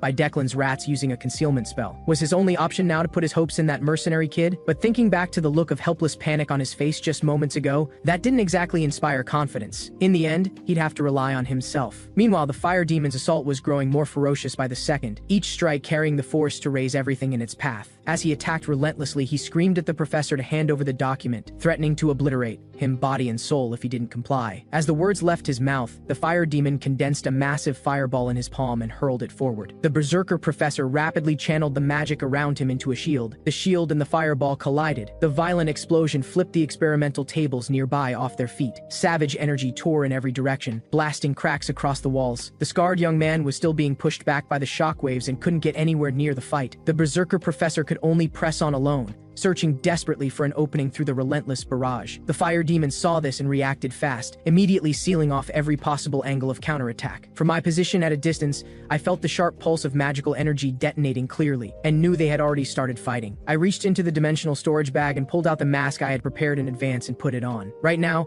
I wasn't a student at the academy, I was crisis management specialist number 1. That feeling of wearing this identity again, it had been a long time. Before setting out of old habit, I looked up at the night sky and made a quiet wish to the moon, that I would complete today's mission without a hitch. The wish made, I let a slow, deliberate smile curl at the corner of my mouth. My figure flashed, and I became a streak of swift shadow racing toward the battlefield. Tonight, I hadn't come to resolve a crisis. Tonight, I had come to be the crisis itself. Out of the corner of his eye, the fire demon caught sight of the scarred young man still standing. A flicker of surprise crossed his face. The scarred young man was gasping heavily, his back already drenched in cold sweat. He knew it wasn't luck. He quietly thanked the talisman his captain had slipped him beforehand. Without it to absorb the blow, that last strike would have finished him. At that moment, the berserker professor sensed the fire demon's intent and quickly shoved the scarred young man to the side, then moved with clean precision and broke through the fire demon's attack. Afterward, the berserker professor came to stand before the scarred young man, and something closer to trust had entered his eyes. He tossed him a sword forged with aether, and in a low voice asked whether he could hold against what was coming next. The scarred young man gritted his teeth, gripped the enchanted sword, and forced himself to say he could, while inwardly laughing bitterly. It wasn't really a question of whether he could hold on. Failing to hold on simply meant death. The fire demon watched this exchange from the side and broke into applause. He remarked with amusement that one mage focused on offense and one guardian focused on defense made for quite a combination. The words had barely left his mouth before the magical energy around the fire demon erupted without warning, and he unleashed a devastating strike. The scarred young man immediately swung the enchanted sword and braced himself against the ferocious attack. The berserker professor stepped to the side in an instant, gathering the magical energy around him, ready to seize an opening and counter. The professor reflected to himself. The scarred young man's defense was holding the assault at bay for now, but continuing to play defense like this would only leave them being led around by the nose. In that case, he had no choice but to go all in. The amount of magical energy naturally present in the environment was inherently limited. When two individuals competed for control of that energy simultaneously, a direct contest of control between them would formally begin. With that in mind, the berserker professor fixed his gaze on the fire demon and asked in an ice-cold tone whether he dared to pit his control of magical energy against his. The fire demon raised an eyebrow and broke into a laugh,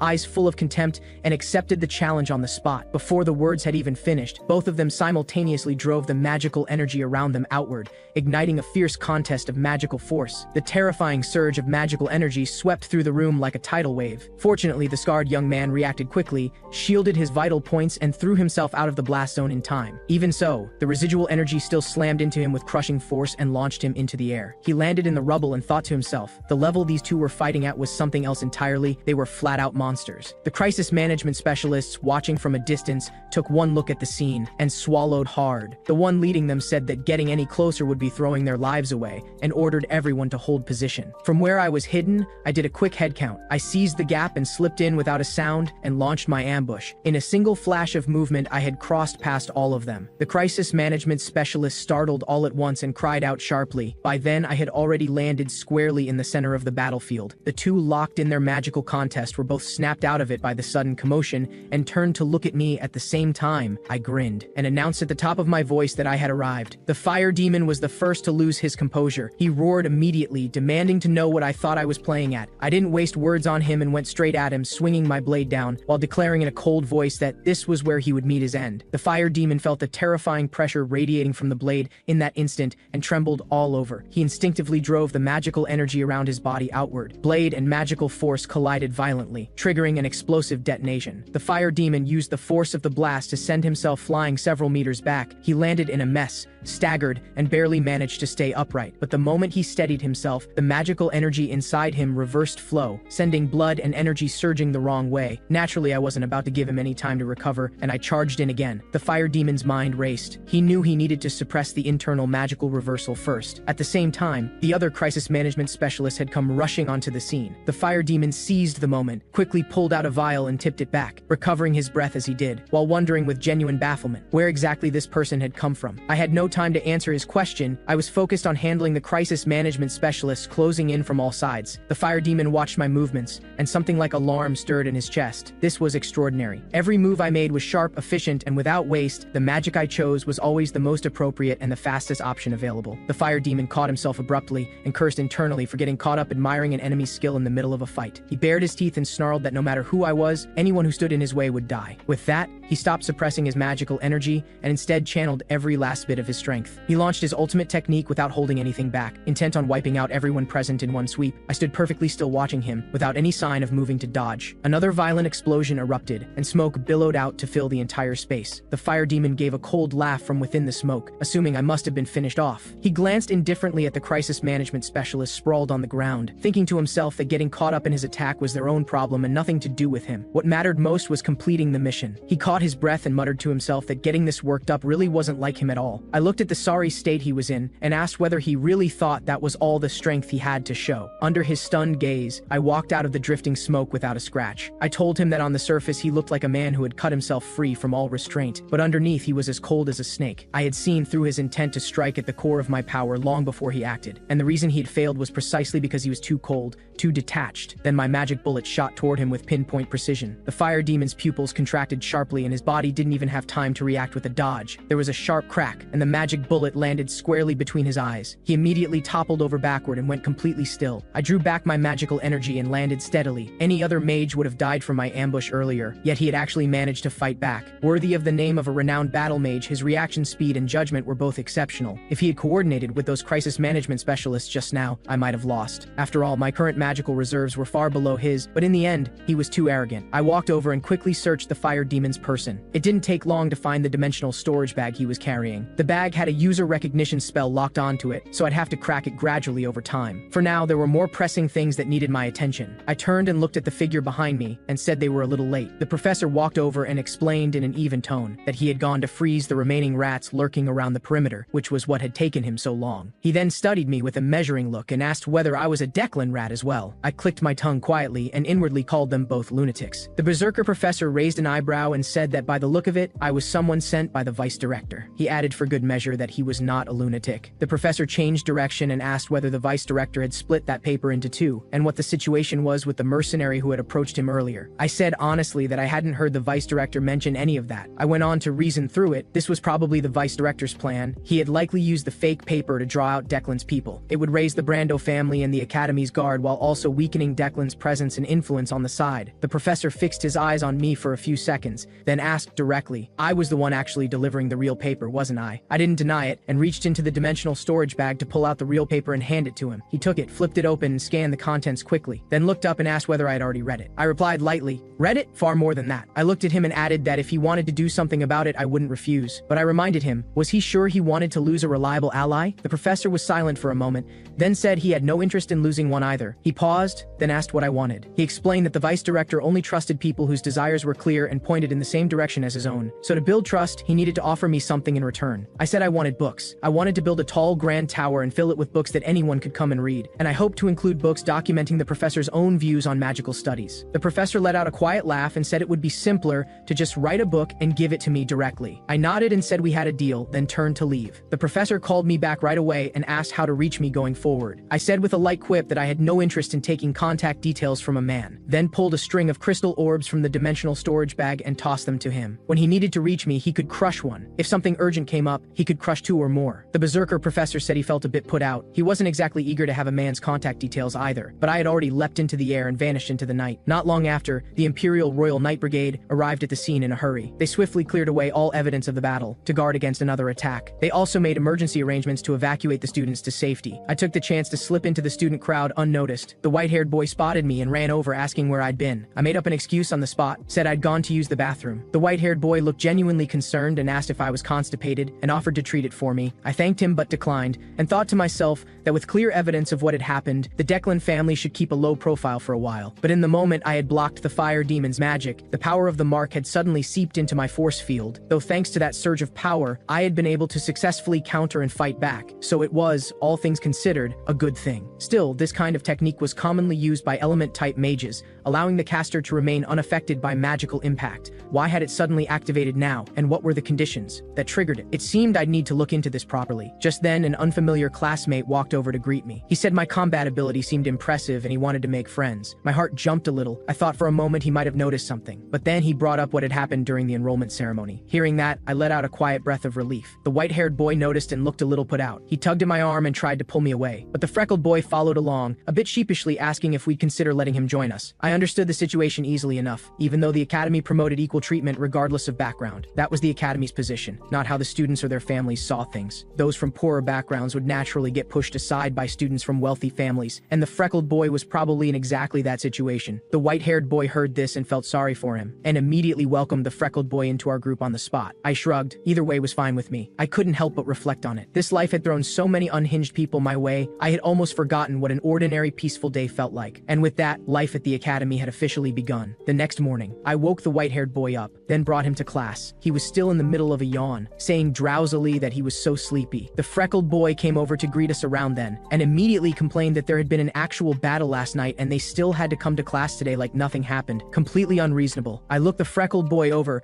From what I'd seen of him the previous night, he was lively, funny, and a decent person overall. He then mentioned that on his way to class, he'd heard that the homeroom teacher for our class M3 was the ponytail battle maiden, then said with enthusiasm that she was the one who had single-handedly wiped out an entire cavern of giants. Just as he finished saying that, the ponytail battle maiden walked into the classroom. I remembered now, she was the professor who had stepped in for the headmaster during the enrollment ceremony. The ponytail battle maiden walked to the front of the class and greeted everyone. She said that before the first lesson began, she would be conducting a magical energy measurement, primarily assessing the quantity and quality of each student's magical energy. And she asked which of the two we thought was more important. A cute girl in the class immediately raised her hand. She stood and said there was no absolute right answer. But if a mage's magical energy was above average in quantity, then quality became the more important factor. She gave an example. In a contest between two mages of equal rank, the one with higher quality magical energy would have the advantage. I agreed with her reasoning internally. Magical energy quality genuinely did affect a spell's accuracy, stability, and power. After all, no matter how much magical energy you had, it was useless if you couldn't land a hit. The ponytail battle maiden responded with a click of her tongue. The cute girl startled and looked at the professor anxiously. The ponytail battle maiden then asked which family she was from. The cute girl said her family's name quietly. The professor remarked flatly that it figured, and the cute girl slumped onto her desk looking completely dejected. The professor asked whether anyone else wanted to answer,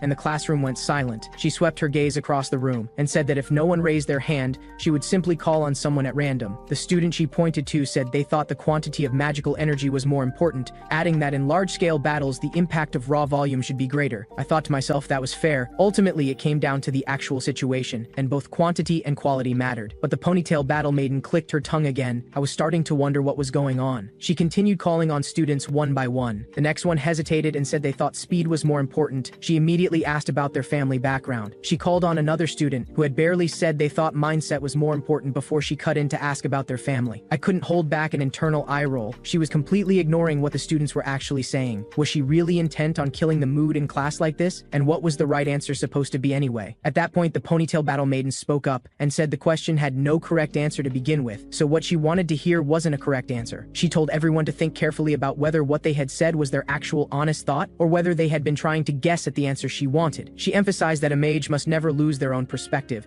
and must make it an absolute rule to remain unswayed by others and see their own thinking through completely. Then she asked the class, was what they had just done really the mindset a mage ought to have? The room fell silent at those words. The ponytail battle maiden went on to say that this was the lesson she had wanted to get across today, and she hoped everyone would remember it. After hearing all of that, everyone in the room sat there a little stunned. I thought to myself, so I was right all along. She'd been going in circles, being deliberately unhinged the whole time. The ponytail battle maiden cleared her throat and told everyone to come up in order to have their magical energy measured. But before getting started, she said she had found the cute girl's answer memorable, so she was appointing her as the class representative for M3's magic track going forward, and asked her to come up and record everyone's magical energy readings. The cute girl's face lit up in an instant and she thanked the professor eagerly for her recognition. The freckled boy muttered beside me about how envious he was, and I genuinely couldn't figure out what there was to envy. The ponytail battle maiden then called the teaching assistant over. The assistant stepped forward and pulled the cloth off the device it had been covering. A large blue crystal orb was revealed underneath. One of the students couldn't contain themselves and exclaimed that it was a magical energy measuring device, and that these were extremely hard to come by. The ponytail battle maiden explained that as a mage, the very first thing was to understand your own magical energy readings. Only then could you train and improve in ways suited to your situation. She also said the measuring device was simple to use. Just place your hand on the crystal orb and channel magical energy into it. The cute girl did as instructed. The crystal orb immediately let out a series of soft tones. The measurement began and results appeared. The purification value displayed on the screen was 4. The ponytail battle maiden explained for the class that the most important figure among the indicators was the central reading, called the purification value, which displayed magical energy quality on a scale of 1 to 10. The cute girl's quality was level 4. Last year's incoming students had averaged level 3, and she praised her for being quite excellent. The cute girl beamed with delight and thanked the professor. The ponytail battle maiden continued explaining. Magical energy volume was divided into 100 levels, and measuring it was just as simple. Channel as much as you could until you reached your limit. After the test concluded, the ponytail battle maiden announced that the cute girl's magical energy volume came in at level 17. Last year's class had averaged level 15, which also put her toward the higher end. She then said that from both quality and volume together, it was clear how hard the cute girl worked every day, and she was very pleased to have a class representative like her. I smiled quietly to myself. So this was how the ponytail battle maiden handled her noble female students. And looking at the freckled boy's expression of pure longing beside me, he was clearly the kind of student who was naturally well behaved and needed no such handling. The ponytail battle maiden then said she had something to attend to and stepped out, leaving everyone to carry out the measurements under the teaching assistant's guidance. The freckled boy tugged my sleeve and said we should go get ours done too. I glanced over at the white-haired boy who was fast asleep with his face on the desk. Before I could even call out to him, the teaching assistant's voice carried over, announcing that the highest result so far was purification level 6, with a magical energy volume also the highest so far at level 20. The student introduced herself after. I noted to myself that she was from the same family as my old rival, but her hair color was different. She was clearly from a branch line. The assistant then praised her for being a credit to her distinguished family, and encouraged her to focus on training and building up her magical energy volume. At that moment, the white-haired boy was stirred awake by the noise around him and let out a long yawn. He mumbled that it was so loud, and asked what everyone was doing. I told him they were getting their magical energy measured. The white-haired boy's eyes immediately lit up, and he said excitedly that he wanted to try too. I pressed a hand to my forehead in resignation and thought to myself, don't suddenly get this worked up. Why am I the only one who finds this embarrassing? The students nearby began whispering among themselves. By now, they all knew the white-haired boy was the legendary young heir of the Brando family, and that I was a commoner, but one with genuinely impressive ability. The teaching assistant looked up when they saw the white-haired boy and addressed him with a slightly more respectful tone, inviting him to go ahead and take the measurement. The white-haired boy pointed the crystal orb and asked if he just had to channel magical energy into it. I nodded to confirm. He placed his hand on it, and the moment he started channeling, the measuring device spun into motion at a furious pace. Everyone in the room went wide-eyed. Even the branch line young lady who had just scored the highest readings was visibly stunned. The teaching assistant stared at the numbers on the screen, voice trembling. Purification level 9, magical energy volume level 67, and said in amazement these readings were truly monster-tier talent. I felt completely calm on the inside. After all, when ordinary people encounter a genuine genius, this was more or less the reaction you could expect. That was the kind of gap in talent that ordinary people simply had no framework to comprehend, as insurmountable as a towering wall. Though I had known the white-haired boy was a genius, I hadn't expected his numbers to be this high. This was how monsters from the Brando family were made. The white-haired boy was simply different from everyone else from birth. If only the version of him from my past life had put in even a fraction of real effort, the map of the continent might have looked entirely different, which was exactly why in this life, I intended to change the future, to make the Brando family a permanent thorn in the side of the Declan family, and to let the white-haired boy grow into something truly extraordinary. The teaching assistant wiped a bead of sweat from their forehead and reminded the white-haired boy not to let it go to his head. A mage's level wasn't determined by magical energy readings alone. The white-haired boy turned to confirm that I hadn't gone yet, then immediately pushed me to go get measured. I thought to myself, everyone was probably curious about my level. A commoner, standing at the side of the Brando family's young heir, and who had beaten a noble fist-fighting young lord on top of that. Fine then, let's get it done. To avoid drawing trouble, I just needed to land somewhere in the middle range. I quietly adjusted the properties of my magical energy and prepared to channel a controlled amount. But the moment I touched the crystal orb, I could tell something was wrong. Wait, why was the baseline of this measuring device set so low? At this rate, the reading would come out far higher than I had planned. The screen immediately flashed with a purification level of 10. Then the measuring device let out a sharp alarm, displaying, value exceeds baseline setting, please reset the baseline. The classroom erupted at once. The white-haired boy shot his hand up and cheered that I was incredible. I quickly told the teaching assistant that the crystal orb had malfunctioned and needed to be remeasured. The white-haired boy immediately argued loudly that it had not malfunctioned at all. I shot him a sharp look and told him to be quiet. The teaching assistant hurried to adjust the device and said the baseline had been reset. I could try again. The second reading came back. Purification level 3, total magical energy volume level 15. I quietly breathed out in relief, thinking that being more careful with my control this time had finally brought the numbers down down to where I wanted them. Then the white-haired boy suddenly blurted out,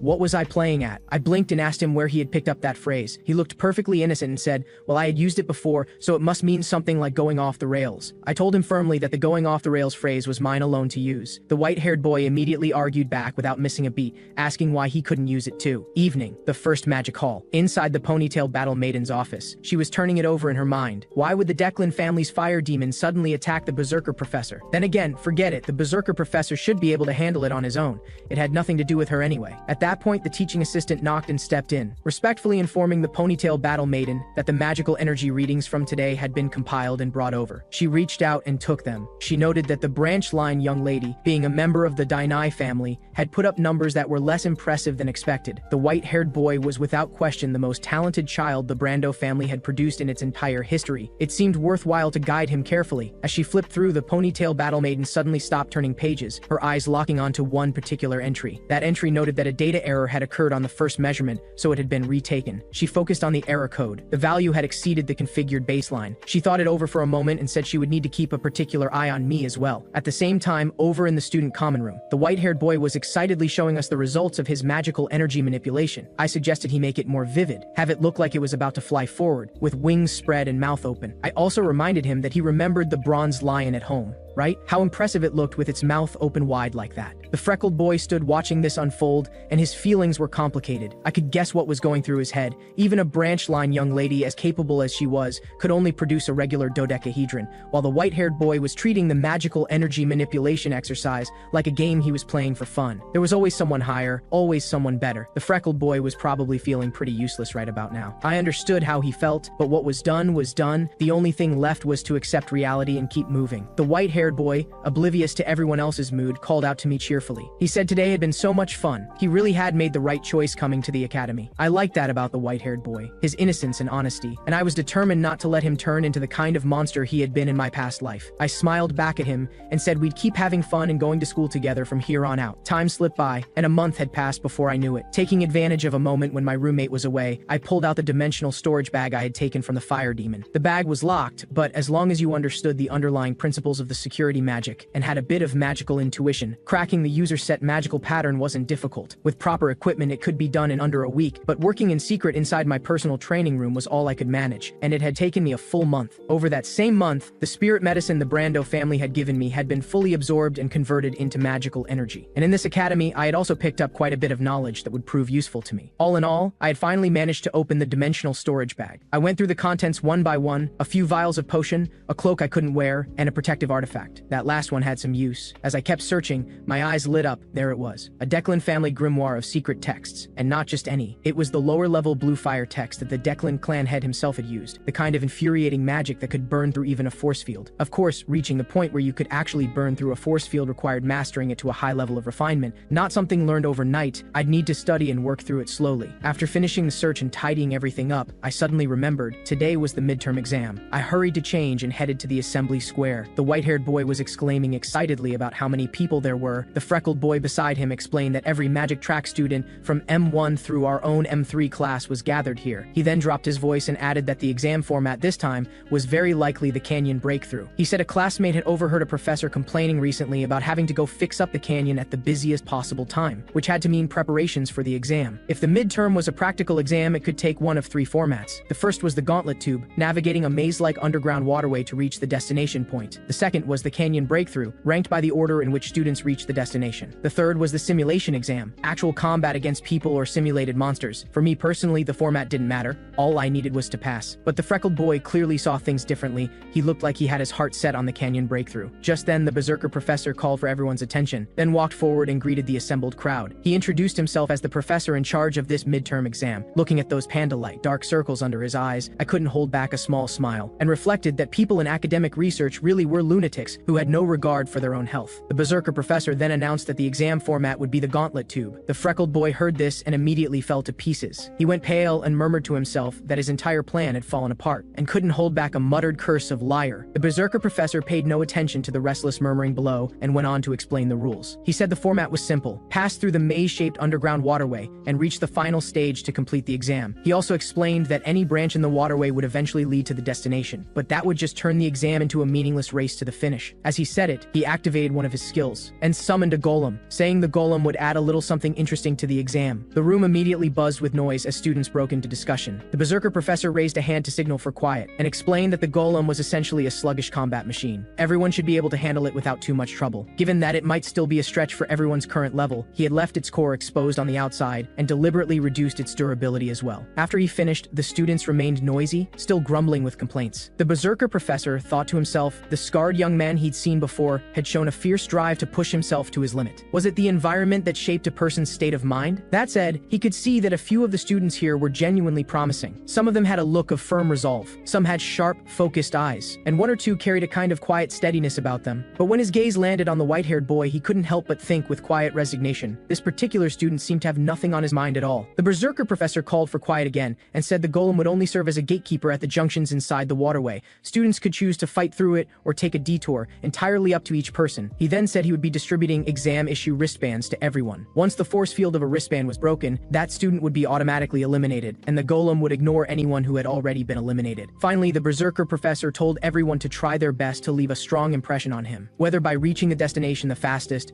or by eliminating the most opponents along the way. If they could make him remember them, he would set aside a special reward just for that person, and said it was one that would not disappoint. Something stirred in me at that. A reward that wouldn't disappoint was exactly what I was looking for. My thoughts went immediately to the largest library on the eastern continent. The library was divided into 3 tiers, upper, middle, and lower, and right now I was only allowed access to the lower level. Finding any leads on the grimoire would require reaching the middle level or above, but those were restricted to royalty, high nobles, and members of distinguished families. The only other path in was with recommendations from 3 or more professors, which meant I had to earn the berserker professor's special reward if I wanted to keep investigating this matter. I had originally planned to coast along as a middling student and take it easy, but reality clearly wasn't going to allow that. So here I was. The berserker professor's voice came again, telling everyone to go collect what they needed from the teaching assistants. The place livened up immediately. Some students asked assistants for blast flowers and firestones. Someone tried to request a golem controller and was flatly refused by the assistant. I watched the chaos unfolding in front of me and thought to myself, what a mess. I couldn't even tell whether these were mages or alley scoundrels. When I turned my head, I saw the white-haired boy loudly asking someone for 20 vine seeds. The person laughed and said they weren't an assistant, but they did happen to have the seeds he was looking for. The white-haired boy asked very earnestly if they could spare some, explaining that even though he had no plant-type affinity, he knew plant-type magic. He might look like a cheerful airhead most of the time, but he had a sharp head on his shoulders when it counted. I thought to myself, even the white-haired boy, who normally only cared about having fun, was preparing seriously for this exam. I wondered whether the pressure of the exam might be enough to awaken some hidden potential in the freckled boy too. The buzz of the amplification magic crackled to life. Each student's starting point had been randomly assigned. The berserker professor told everyone to find their name and take their position at the corresponding starting point. I checked the list and saw I was at starting point 3. The white-haired boy waved at me from across the crowd and said he'd see me inside. The freckled boy said his goodbyes too, and wished me and the white-haired boy good luck on the exam. Arriving at starting point 3 reminded me of my days as a crisis management specialist, when I'd be sent out alone to carry out a mission alongside other unfamiliar units, always an inexplicably awkward feeling. Just then, a young man with an arrogant, surly look on his face came and stopped in front of me. He'd heard I was pretty capable and said he had a proposal for me. I replied flatly that he should go ahead and say it. He got straight to the point. He was buying eliminated wristbands, 30 gold coins apiece. Aside from me and his group, there were 3 other people at starting point 3, and if I could deal with them, he'd pay 90 gold coins. My mind ran the numbers quickly. 30 gold coins was a full month's income for an ordinary commoner family. I hadn't expected an eliminated wristband to be worth that much. Seeing that I hadn't responded, he added that for someone from the gray zone like me, this offer should be more than fair. Someone else might have been put off by what they were doing and called it underhanded, but when you got down to it, they were simply good at using the resources they had to solve problems. In a way, settling things directly with money was actually a pretty clever approach. Seeing that I still hadn't spoken, he sweetened the offer, 35 gold coins per wristband, 105 in total. I shook my head slowly and said, well now, young masters, you've got your numbers wrong. Including all of them, the total was 6 people.